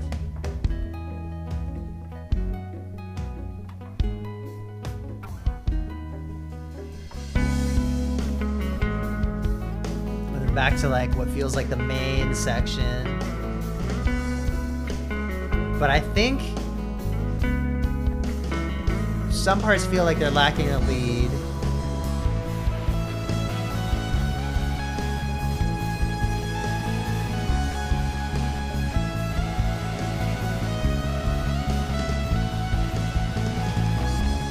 Yeah, let's look at more of your different sections and transitions. Yeah, I think that the structure is feeling a little muddled in that I don't sense a reason for the arrangement to be the way that it is. The parts definitely work together, but it feels like, you know, why are we hearing one versus another? It almost feels like they could be arranged in any way, and I want a more of a sense of like a journey and like a deliberate build.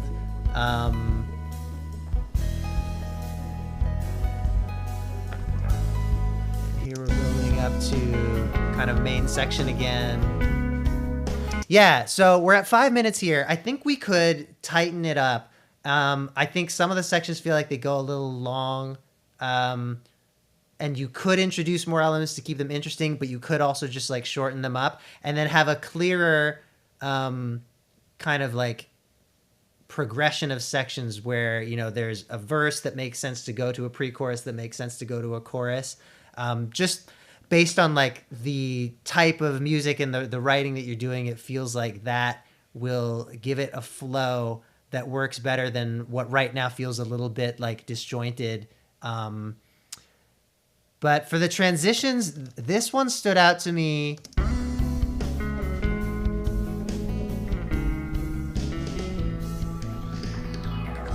Feels like potentially transit on the master, or some type of, you know, macro effects happening for that sweep. It feels a little out of character for the rest of the song, where either like you could lean more into that like electronically produced vibe, or maintain this very acoustic and live feeling.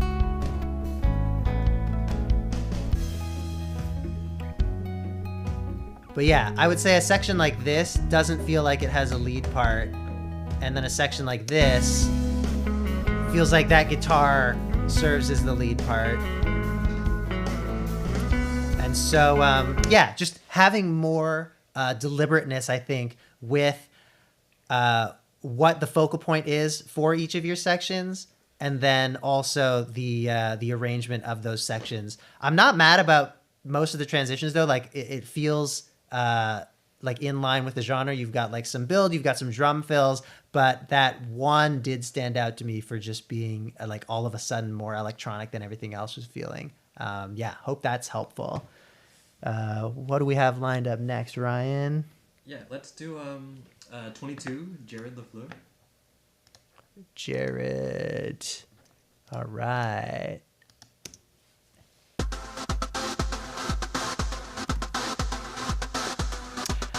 Any overall feedback? Like the lead lines, also feel like they're fighting for space. Second section having trouble coming up with a proper melody.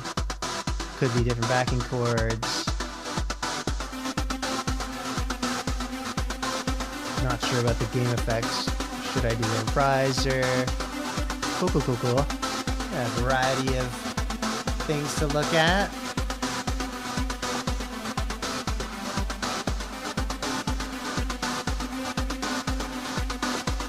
I think right now that chord rhythm thing is a really cool sound. It feels a bit forward and unchanging.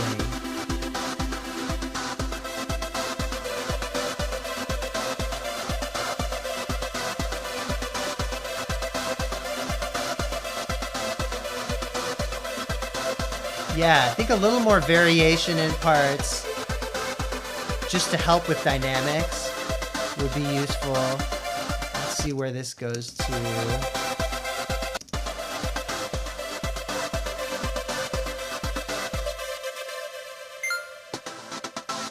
Well, yeah, I like that little game sound. I think that you have your lead and chords doing a very similar thing. It's not bad, but I think having that lead switch up sometimes to be more sustained, or vice versa, you know, the chords could stop doing that really rhythmic thing and be more sustained. And yeah, I think overall it just requires more dynamics, more distinct sections. And then I don't know really what's going on with your drums because they're mixed a bit low.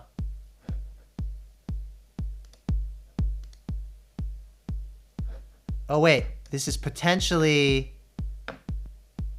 a mistake because it seems like your game sound stem is the same as your drum stem. So yeah, it's a kick. Let's do a little mix stuff here.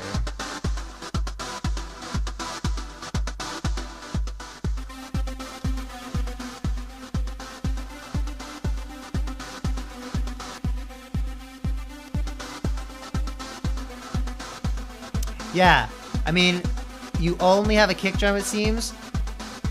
Could develop that more.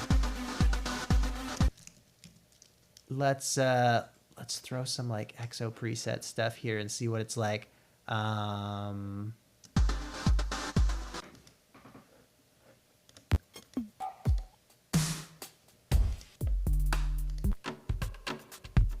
I mean, yeah, maybe some.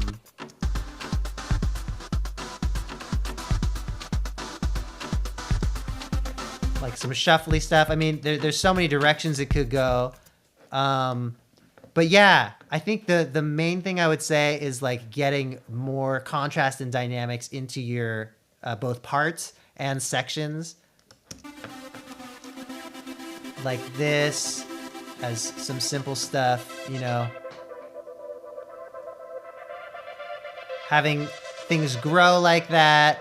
I wonder if even like a sound that, you know, there's limitations to what I can do with just the stems, but yeah, changing up the rhythm I think will be a big thing. And then, you know, you could use a different synth to play the lead at different times, a different synth to play the chord at different times. And then I think, yeah, you don't have a bass unless it's kind of like part of the chord sound. But I think, yeah, a bass line that is also in contrast to these other more rhythmic parts would be the things that I would look at next on this. Nice. Let's take a look at another. Yeah, let's do. Oh, what's the number? 47 10 core.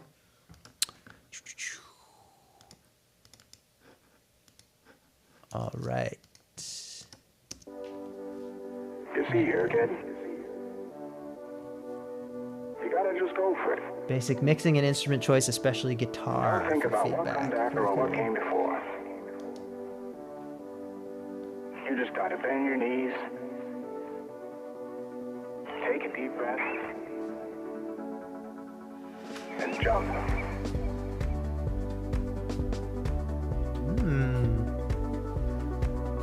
And you might think, what if I fall? I think the vocal sample's a little loud. Well, I think you could have that sit better and still come What if you through don't? without feeling like the music is What if you overpowered. fly? Oh, okay, but this is more of where you're landing. This is great. Mix feels full.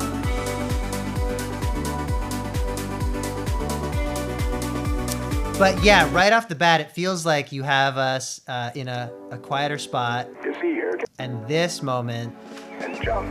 feels like where we've like arrived at the full mix, but it's actually here. What if you fly?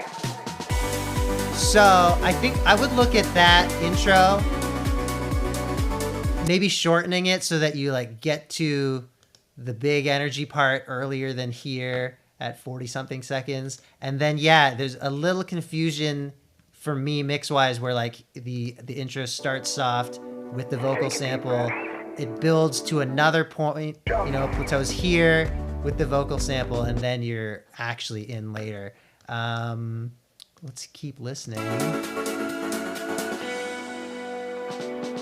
What if you fly? Fly. Fly. What if you fly? Fly. Jump. Fly. Take fly. What if you fly? You gotta just fly. Fly. Fly. Potentially, Fly. Jump. Fly. Take fly. this is too close to the previous section to feel like it warrants this much of a transition. What if you fly? Fly. Fly. And jump. And jump. You see here, kid? You gotta just go for it.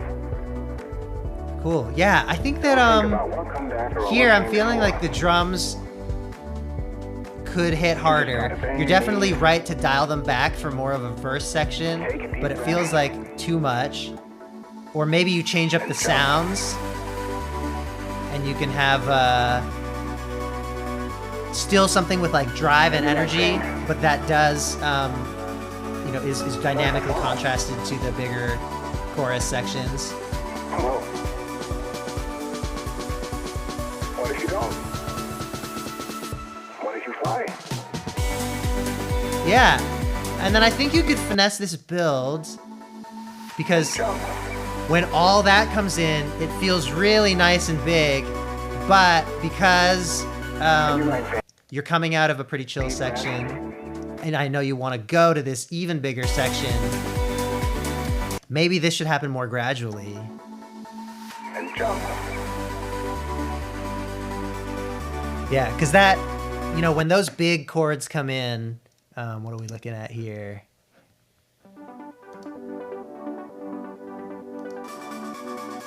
Yeah, I mean, it's a lot of stuff, and it's all great layers.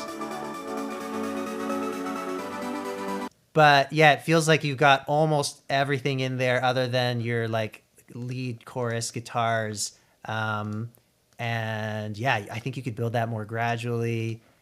Even, I mean, I know you also have the drums come in much bigger for that final chorus, but yeah, more gradual build on that I think could be cool.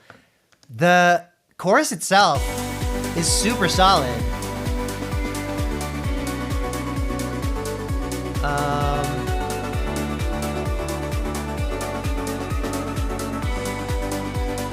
Kind of want to hear more clap.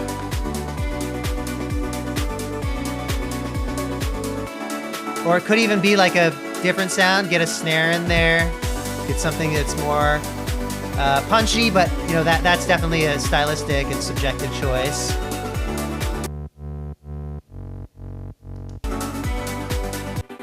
Just like checking out your different layers. I mean, it's all feeling great. You asked about the guitar lead. I'm not mad about it. It's got this nice, open, spacious, atmospheric quality to it. Yeah. Very like floating and dreamlike. And then yeah, that last thing I would say is the vocals feel like pretty forward. You gotta just go for it.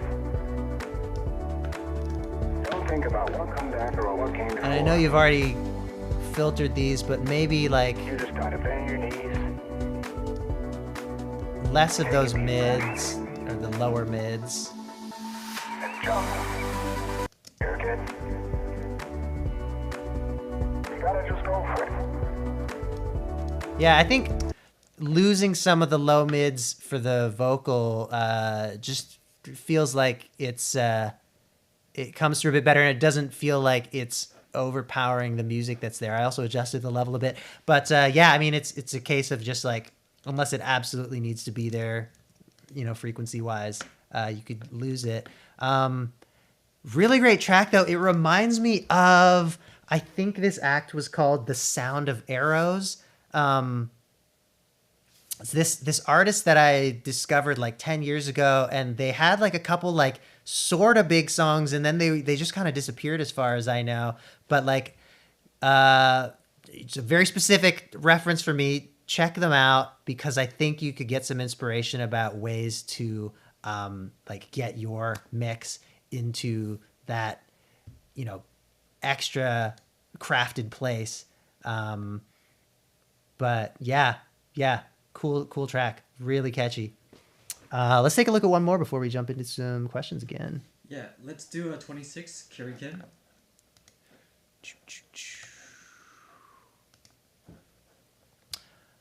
All right. Let's see. Oh, there we go.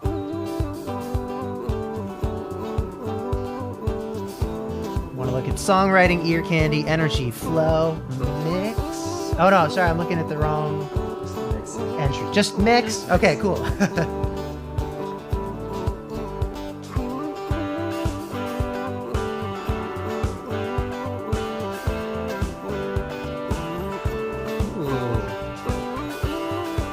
I think the rhythm guitars, something about them not sitting quite right to my ear. We'll take a look at that.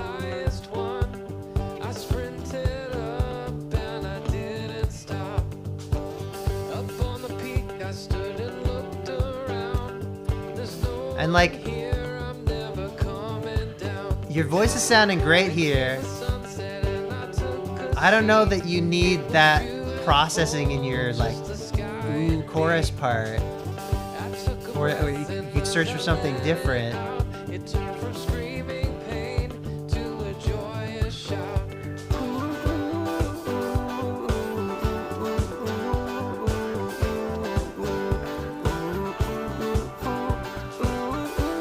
Let's listen a bit more before we get into the stems. I set my tent up and I went to sleep. I got verse 2 with one more layer here, another chorus.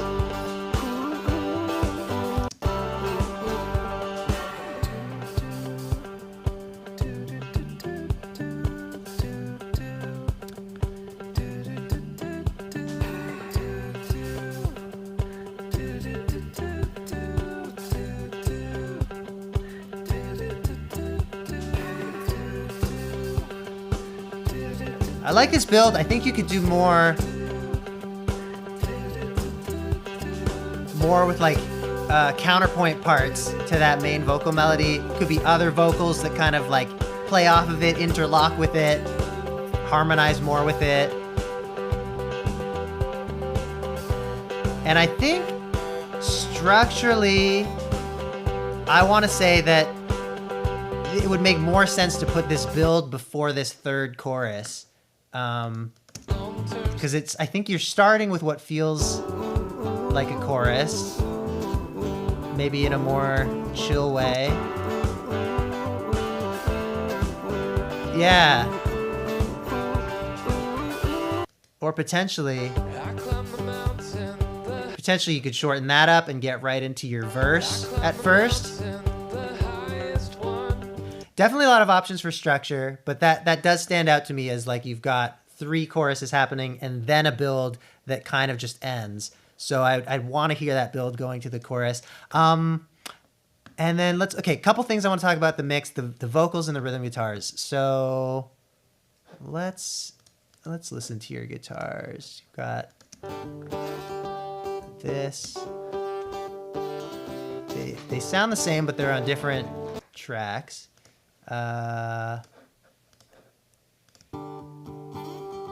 Slightly different tone maybe there. What happens if we take them down a bit? Yeah. I think you don't always need them. That would create a very easy contrast. Just take them out sometimes. And then in general,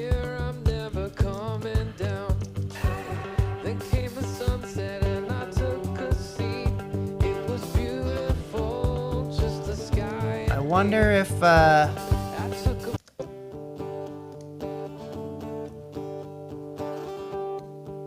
the sound itself, could be played with.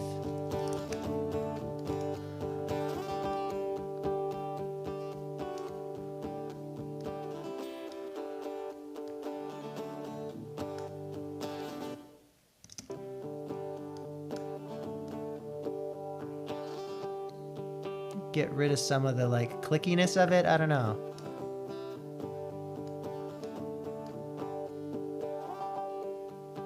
Or scoop the mids.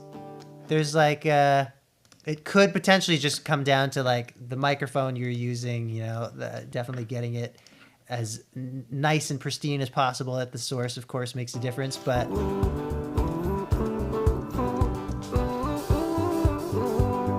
yeah, I think for me in the mix, the acoustic guitar is the weakest link as far as the sound of it. And then on the vocal, I feel like, when I hear your verse vocal, oh, that's not it. Like, that sounds really great, but then the more the affected, like, chorus stuff, even the hey, I feel like have more of a, like, the way the processing sounds, you use some tuning, you use some effects. To me, those come across as like you're trying to cover up that you're not a good singer, which is not the case, because I can hear very clearly that your voice sounds great in the verse. So I would look at the vocal production in the choruses on those ooh parts, play with different effects, play with maybe a different style of tuning, or I think there's a way to get those sounding great, because you clearly have a great voice, and where it's not coming across, at least that's how it feels to me, as being a bit more of like a beginner type of mix. Be a very long-term stay. I stood and stretched, But I live here now until the storm blew in and I ran back down. yeah, I mean, you've written this like catchy tune that I think with some of these production details and arrangement details addressed could really shine. Yeah, cool. Shall we do a bit more questions? We're at time now, but I don't mind going over maybe 15, 20 minutes more. So let's do a few more questions. We'll listen to a couple more tracks and then maybe end again with a couple more questions. question. Feel free to throw one out there, Yeah, Ryan. I'll also look at the chat. Yeah, B is asking, what's your take on trying to recreate a track for learning? What should you be trying to take away from that experience? Ooh, I love this. Recreating a track for learning is a great exercise. I mean, you could learn so many things about that, and I think you can approach it in different ways too. Like, because when you're hearing a full finished song, the writing is done, so you're maybe not learning as much about like how to come up with ideas, but seeing how they're all put together is fantastic. You could start building from any point because you see it all in front of you, right? Like, are you going to just go from start to finish? You could start with like the chorus part with the drop, whatever. You could start with any instrument, but maybe starting with the most prominent ones and then working your way to finer level of detail could make sense most often. Something that I like to do is also like listen through something and just take lots and lots of notes. And that can kind of give you a bit more of a picture of what you're going to be looking at. Because sometimes you notice details like a random, background element that you wouldn't have noticed before. And you can kind of make a plan for yourself about like, oh, I know I'll want to reach for certain plugins or samples or things to try and get to the place that the track needs to be. But yeah, I think it's just a great exercise because it's going to force you to create something that has a completeness to it. And in that way, you're going to kind of like fill in the spaces of where your weak areas are, like if you're really great at throwing drum tracks together, then awesome. You're going to like recreate the drum track of whatever song you're trying to do, and you're going to nail it, but then you're going to have to get the bass in there. You're going to have to do some sound design or vocal or like whatever it might be. So yeah, I think if you commit to like getting to a finished recreation of a song as close as you can, you're going to learn the things that you need to learn.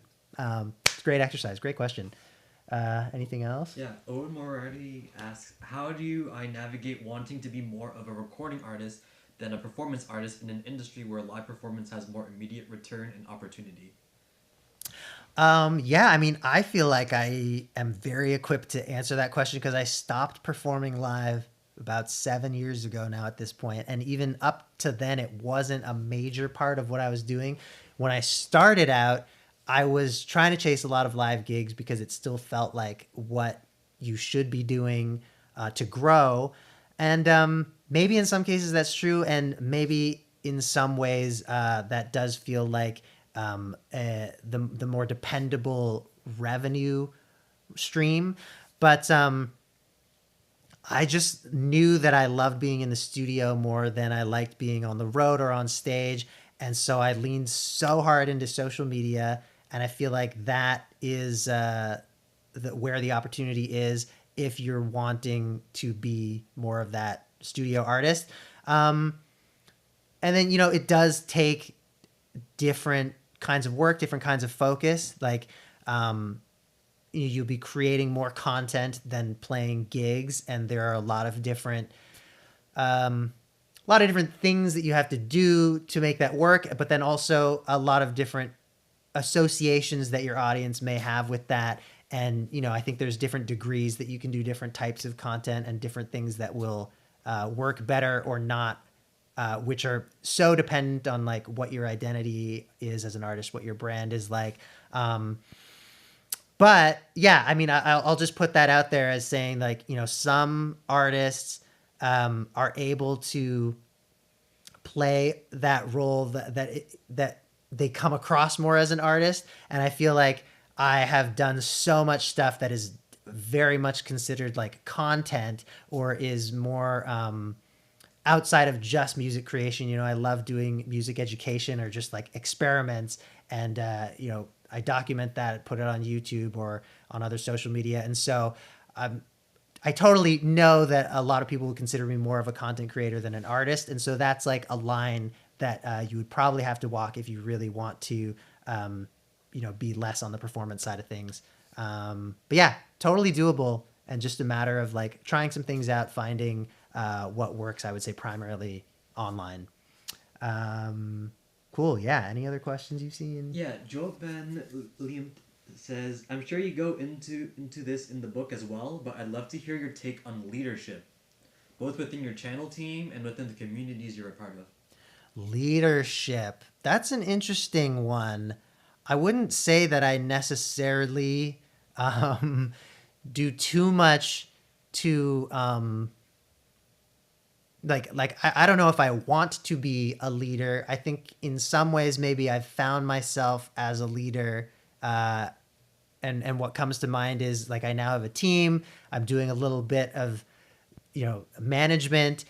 So in that role, I think communication is everything. You know, I think I know that I have to be attuned to what everyone on my team is feeling and needing, and hopefully being able to support them. And also, like, I have to really know what I want to do, because everyone on the team is working to support that. So if it's a little bit like unclear, or, you know, we're kind of like floundering or whatever, the work is just more difficult.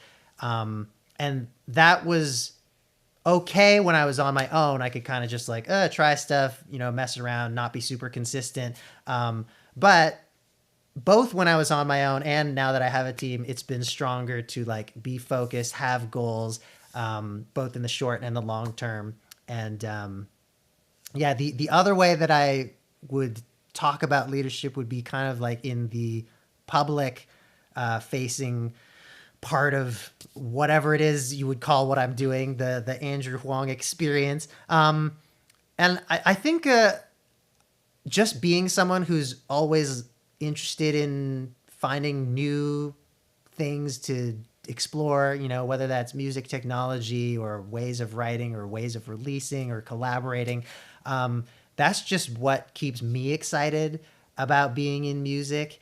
And I think because of that, I've happened to, you know, get opportunities where I'm like the first person to review something, or people look to me for thoughts on developments in the industry with like streaming payouts or AI or like any of these things. And I don't know, I'm not necessarily trying to be a leader, but I think if I have a strong opinion about something or a way that I think things should be going, I will let it be known. And I guess, you know, we are in a space where it's generally not too controversial.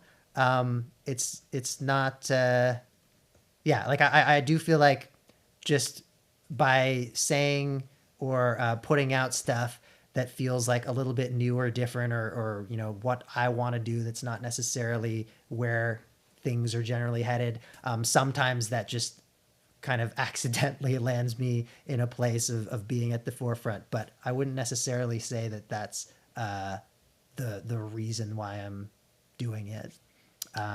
Hope that is a good answer.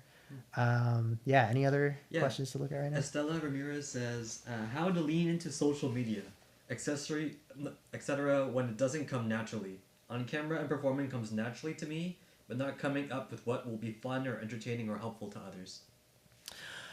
Yeah, social media, you know, it can be a lot of different things. And I think seeing what other people are doing and trying a few different things out is the way to go. Especially, you know, when you're starting out, you can do so many different things and see what the response is without necessarily worrying that like you're going to lose a bunch of followers over it or something.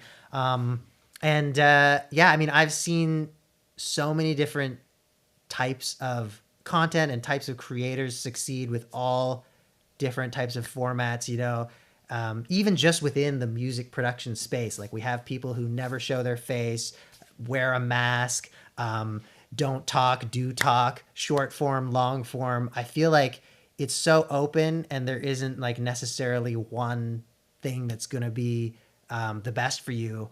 But yeah, having that open-mindedness to try a few different things will help a lot.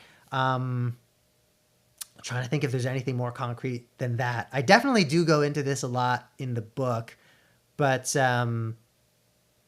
yeah, I guess one more thing I'll say about social media is that it is in large part a quantity game. If you put a post up, unless it goes super viral, it's usually just like a blip. And the key is like lots of blips, the consistency of your audience, remembering that you're there, maybe looking forward to what you're posting, finding the things that people are going to be excited about. And I think, you find that through trying a bunch of different stuff and finding what works for you.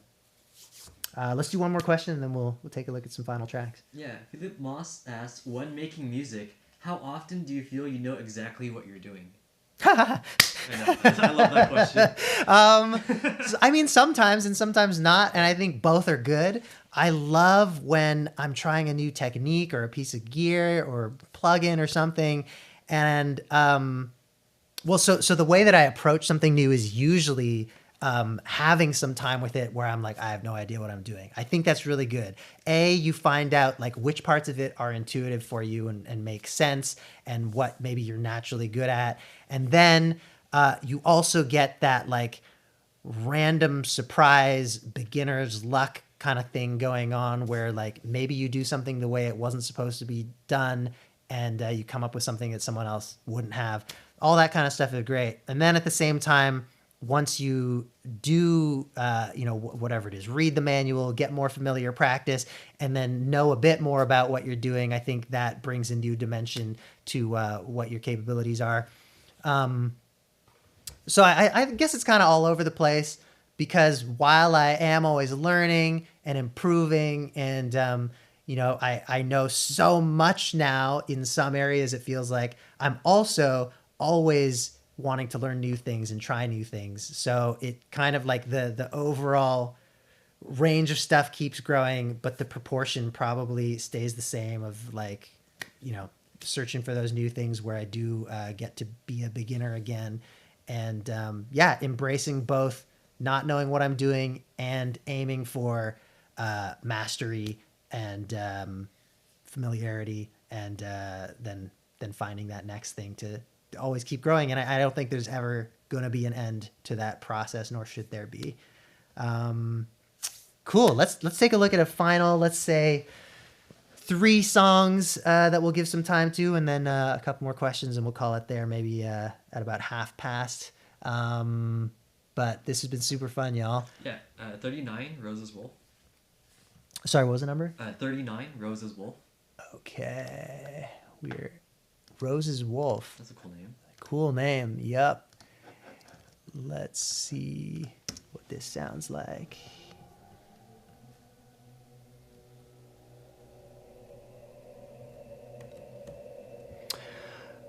Thoughts on...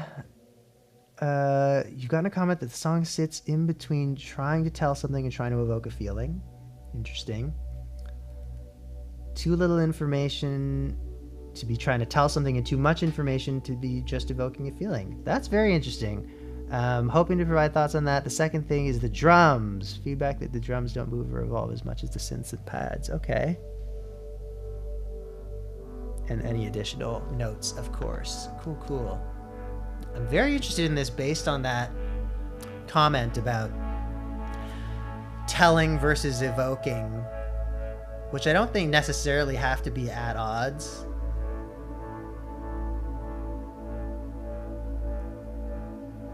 It's really beautiful so far, though, and great mix of synth sounds. They definitely do feel dynamic and balanced.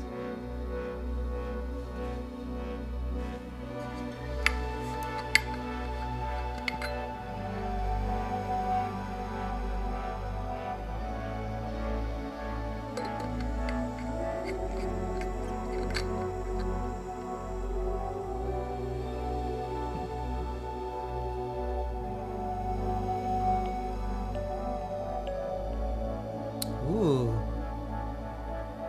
I like that little plucky sound.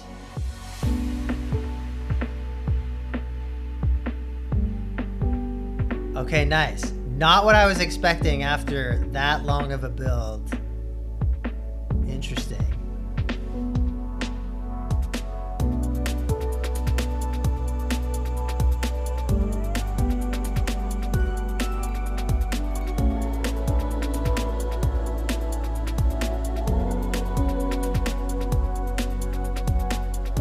I mean, the drums are sounding tight. I like them. Good ghost notes.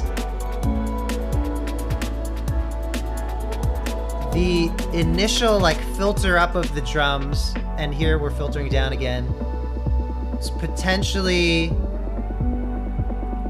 a little like on the nose, I guess. Like you could dress it up more. You could add other elements that aren't filtering.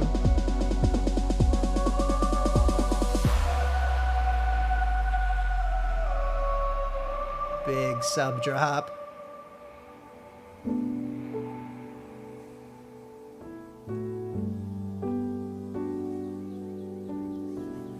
This is interesting. I was kind of waiting for lyrics based on your comment about telling versus evoking. But now I see that question as like, is the music too concrete versus ephemeral, let's say.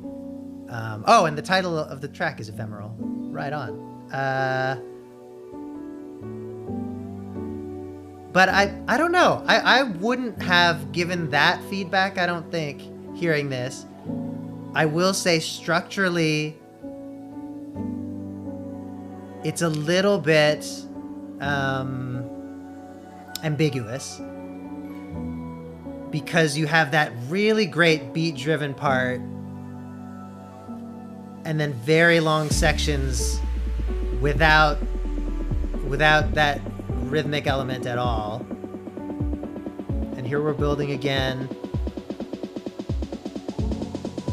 And I wonder if we're going back to that same place or a new place. Oh, cool. Yeah, a little bit of a variation on what came before. So I think this feels really great. I mean, it all feels really great. But I think in these sections, you've got a lot of concreteness. In these sections, definitely, it's a long stretch of atmosphere. And here, like, there's a little more melody with that piano. But I think maybe if you're wanting to build to this, then having some of those drum elements, you know, maybe it's the shaker, or maybe it's a different, smaller beat, maybe it's filtered or something, incorporating those in here so that it doesn't come out of nowhere as much, even though you do a nice build. Yeah, I think having that coherence to the track could help it. Like it's interesting because you've got like a ambient kind of feel, and then the closest thing that I would parallel this to is like liquid drum and bass or something, which if that were the case, you know, I think an artist in that genre would have more percussive elements in this type of a section to keep the momentum going. But yeah, I mean, otherwise, like sound choices, sound design, mix, that is all feeling great. And I think looking at the structure is where you want to be focused next. Nice job. What's the next track we want to look at, Ryan? Yeah, 27, Kipster. Nice.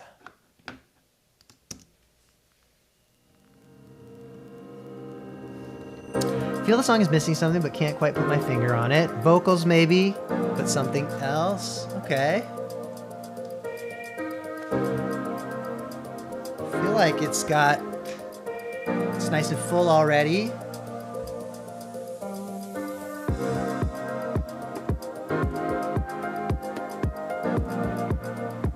Always love a good syncopated chord change.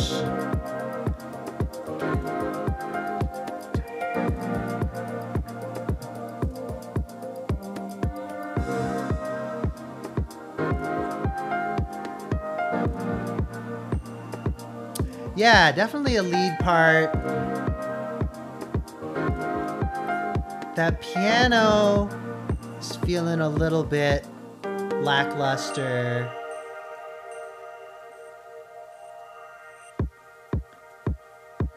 And then here we're pretty open. We want to have a focus for sure.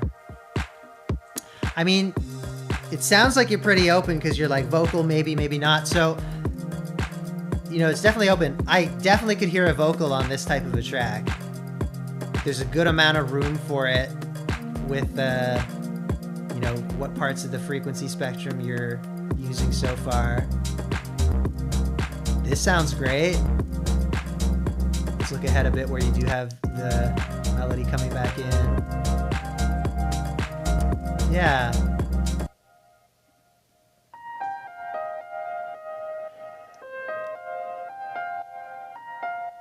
It could be something that you double with a synth. Maybe the reverb is like muddying it up a little bit too much.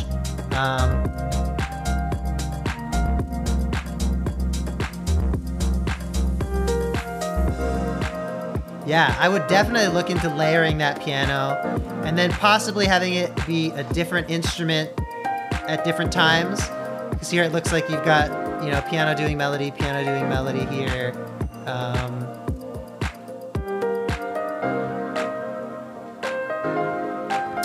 And then, yeah, to create a more dynamic mix, changing up some of the supporting parts as well.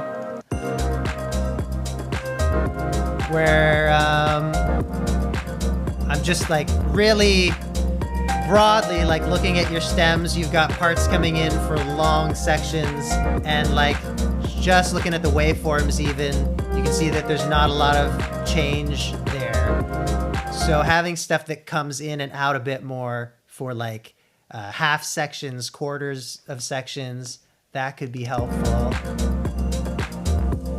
So it looks like we got a couple more sections.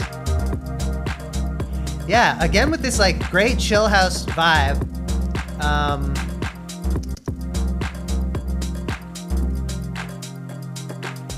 Yeah, I think your instincts are right about wanting to get a lead in there.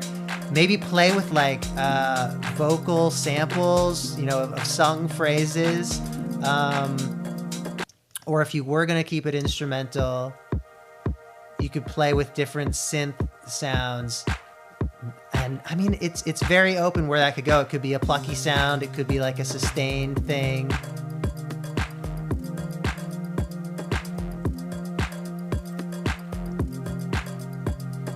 But yeah, I mean, it feels nice and full. And, you know, most of the sounds themselves are great and balanced. And I think, yeah, searching around for that lead is going to help.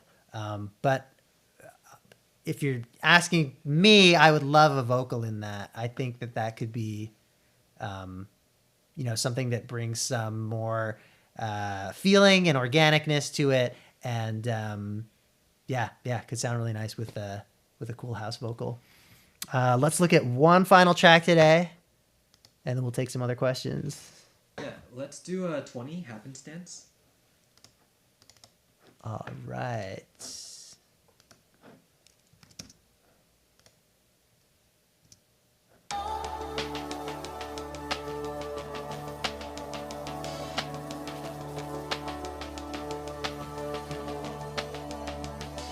All right, general feedback about the musicality and vibe and the production and mixing.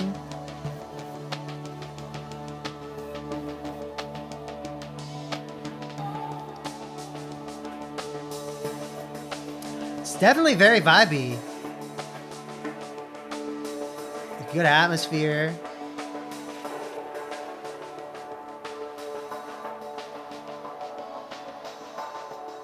I think one more element to keep the interest through that length of an intro could be good.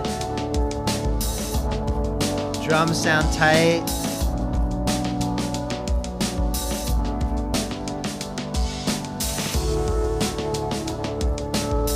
I like the wobbly chords.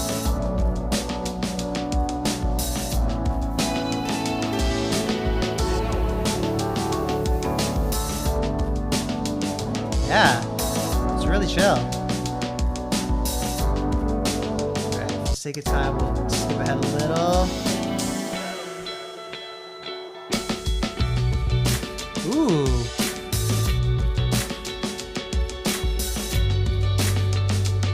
Yeah, I like this.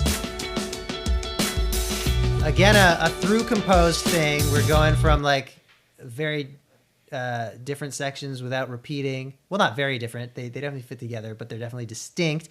And I mean, this is a great example of like changing up a section, but it feels cohesive and you're keeping the energy.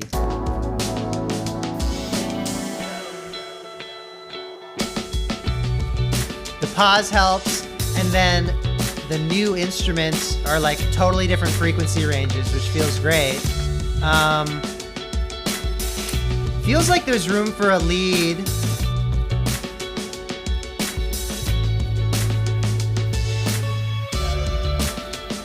Yeah, and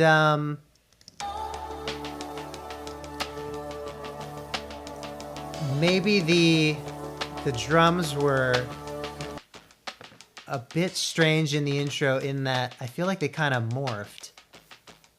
Like the sound is cool, but it turned from like a snappier kit to like this more live thing. It's interesting, but it's almost like it built down instead of up, which is maybe something for like later in the song structurally. But yeah, tough to say because you haven't done a traditional song structure, so I don't know exactly what you're aiming for with that. But yeah, I think that like vibe-wise, it's all there, and maybe you want to think about a lead, which could be a variety of things, you know, whether you want to keep it instrumental or not.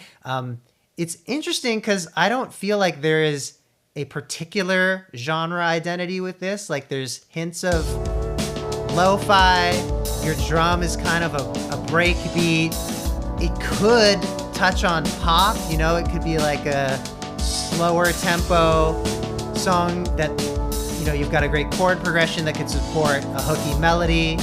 So I think that's very open, but I mean, the mixing feels solid. Love the sounds. So yeah, I think it's up to you to be like deliberate, bold, to like find that lead that is going to, I think, define the piece, like be that final part of the puzzle that makes it, that you know, that gives it a particular identity. Nice job though. Yeah. Let's take let's say 2 more questions and we'll call it there for the day. Yeah. Anything lined up, Ryan? Yeah, Owen Moriarty says, I'm about to finish my degree and go full freelance as a producer slash musician. Any tips on sourcing new work while trying to just survive?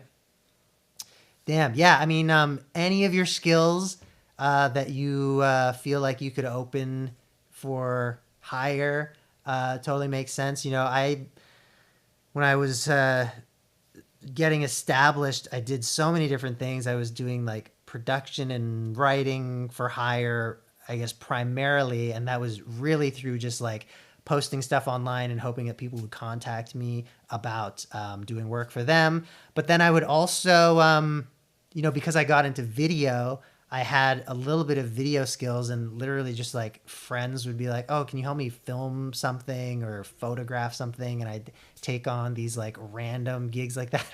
My favorite story about that is like, I have a friend who is a photographer and she needed an assistant for a day. So I just joined her, just taking extra photos for, it was like a pamphlet for a school or something.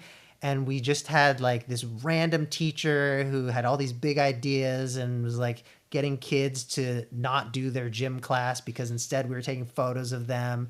And then, you know, he thought it would be faster to like Photoshop socks onto them instead of just asking them to wear socks, like weird stuff, just funny stuff. But yeah, I would do these like random gigs that just used any of my skills. So maybe, you know, through your network and through posting on social media that you are, you know, open for commissions, whether, you know, it could be any of the skills you have, mixing, producing, writing, or stuff outside of music too that could be useful to support yourself. I think more and more there are ways now to get these like non-traditional side hustle, temporary, non-fixed hour or one-off type gigs. And then, something like Fiverr is a great place to be on to have people find you and be able to tap you for like very specific tasks. Yeah. Cool. Any other? We need the last few questions now, right? Yeah. Do you mind if I just make an announcement again? Oh, sure. Yeah. Ryan has announcement time. Announcement time. Oh my goodness. Okay. We're trapped in the gear. Hey y'all, it's me, Ryan. I've been chatting with y'all in the chat. This is my face. Okay. Just really quickly, just for anyone interested, you can get more occasional news, updates, and offers from Andrew by signing up for his free mailing list. You can find the link for that in the description below. Yeah. Cool. One thing I'll throw in there is the Book of Chances is coming back, that musical inspiration card deck. So if you join the mailing list, you'll be the first to know about that. I know that was that's been heavily requested the last couple months, and I'll do like 10 or 15% off for mailing list people if you're interested in that fun deck of cards where you get to like, there's a prompt and I don't know if it's going to focus, but anyway, fun, inspiring art and like musical notes and whatnot. Anything else on the announcement front? So you'll be able to access this stream afterwards. We'll be emailing you the link, but you can also just use the same URL. And you can also see the Tuesday live stream if you just want to look at even more submissions as well too. Oh, yeah. And I think it felt like we had completely different questions in both streams too, which is great. And so if you weren't in the other stream, check it out. Lots of other knowledge to be found. Let's do 2 more questions. Tech-Inspired Minds asks, how much of your time do you invest in making and planning YouTube videos, and how much do you work on paid commissions? Ooh, yeah. Paid commissions less and less now, which is great because, and I definitely go into detail about this in the book too. I just was able to build up a good smattering of revenue streams where, I guess at this point, I'll take on a commission if it's something that I'm really excited about, or if it's just like something that's going to be really quick but makes a good amount of money. So like right now, occasionally I'll do like a sponsored video that's like a cool bit of music, tech or whatever. Occasionally score a commercial. And then this is new for me. I'm getting on a call with Netflix soon. I might score a show. Well, that's going to be exciting if it happens. But yeah, I have the privilege for sure of kind of being able to pick and choose that because, we're doing pretty good on YouTube for views. So there's some AdSense. The plugin Transit has been doing well. Put out the book. Thank you for your support on that. So just like, I feel like, I don't make products to make money. I feel like I make things when I have a good idea. That's why, in doing music for 20 years, I put out one plugin. They have almost all just like been things that people have liked. And so I got to be grateful for that. And those things have been, I think, things that most musicians don't tend to go into, like books, plugins.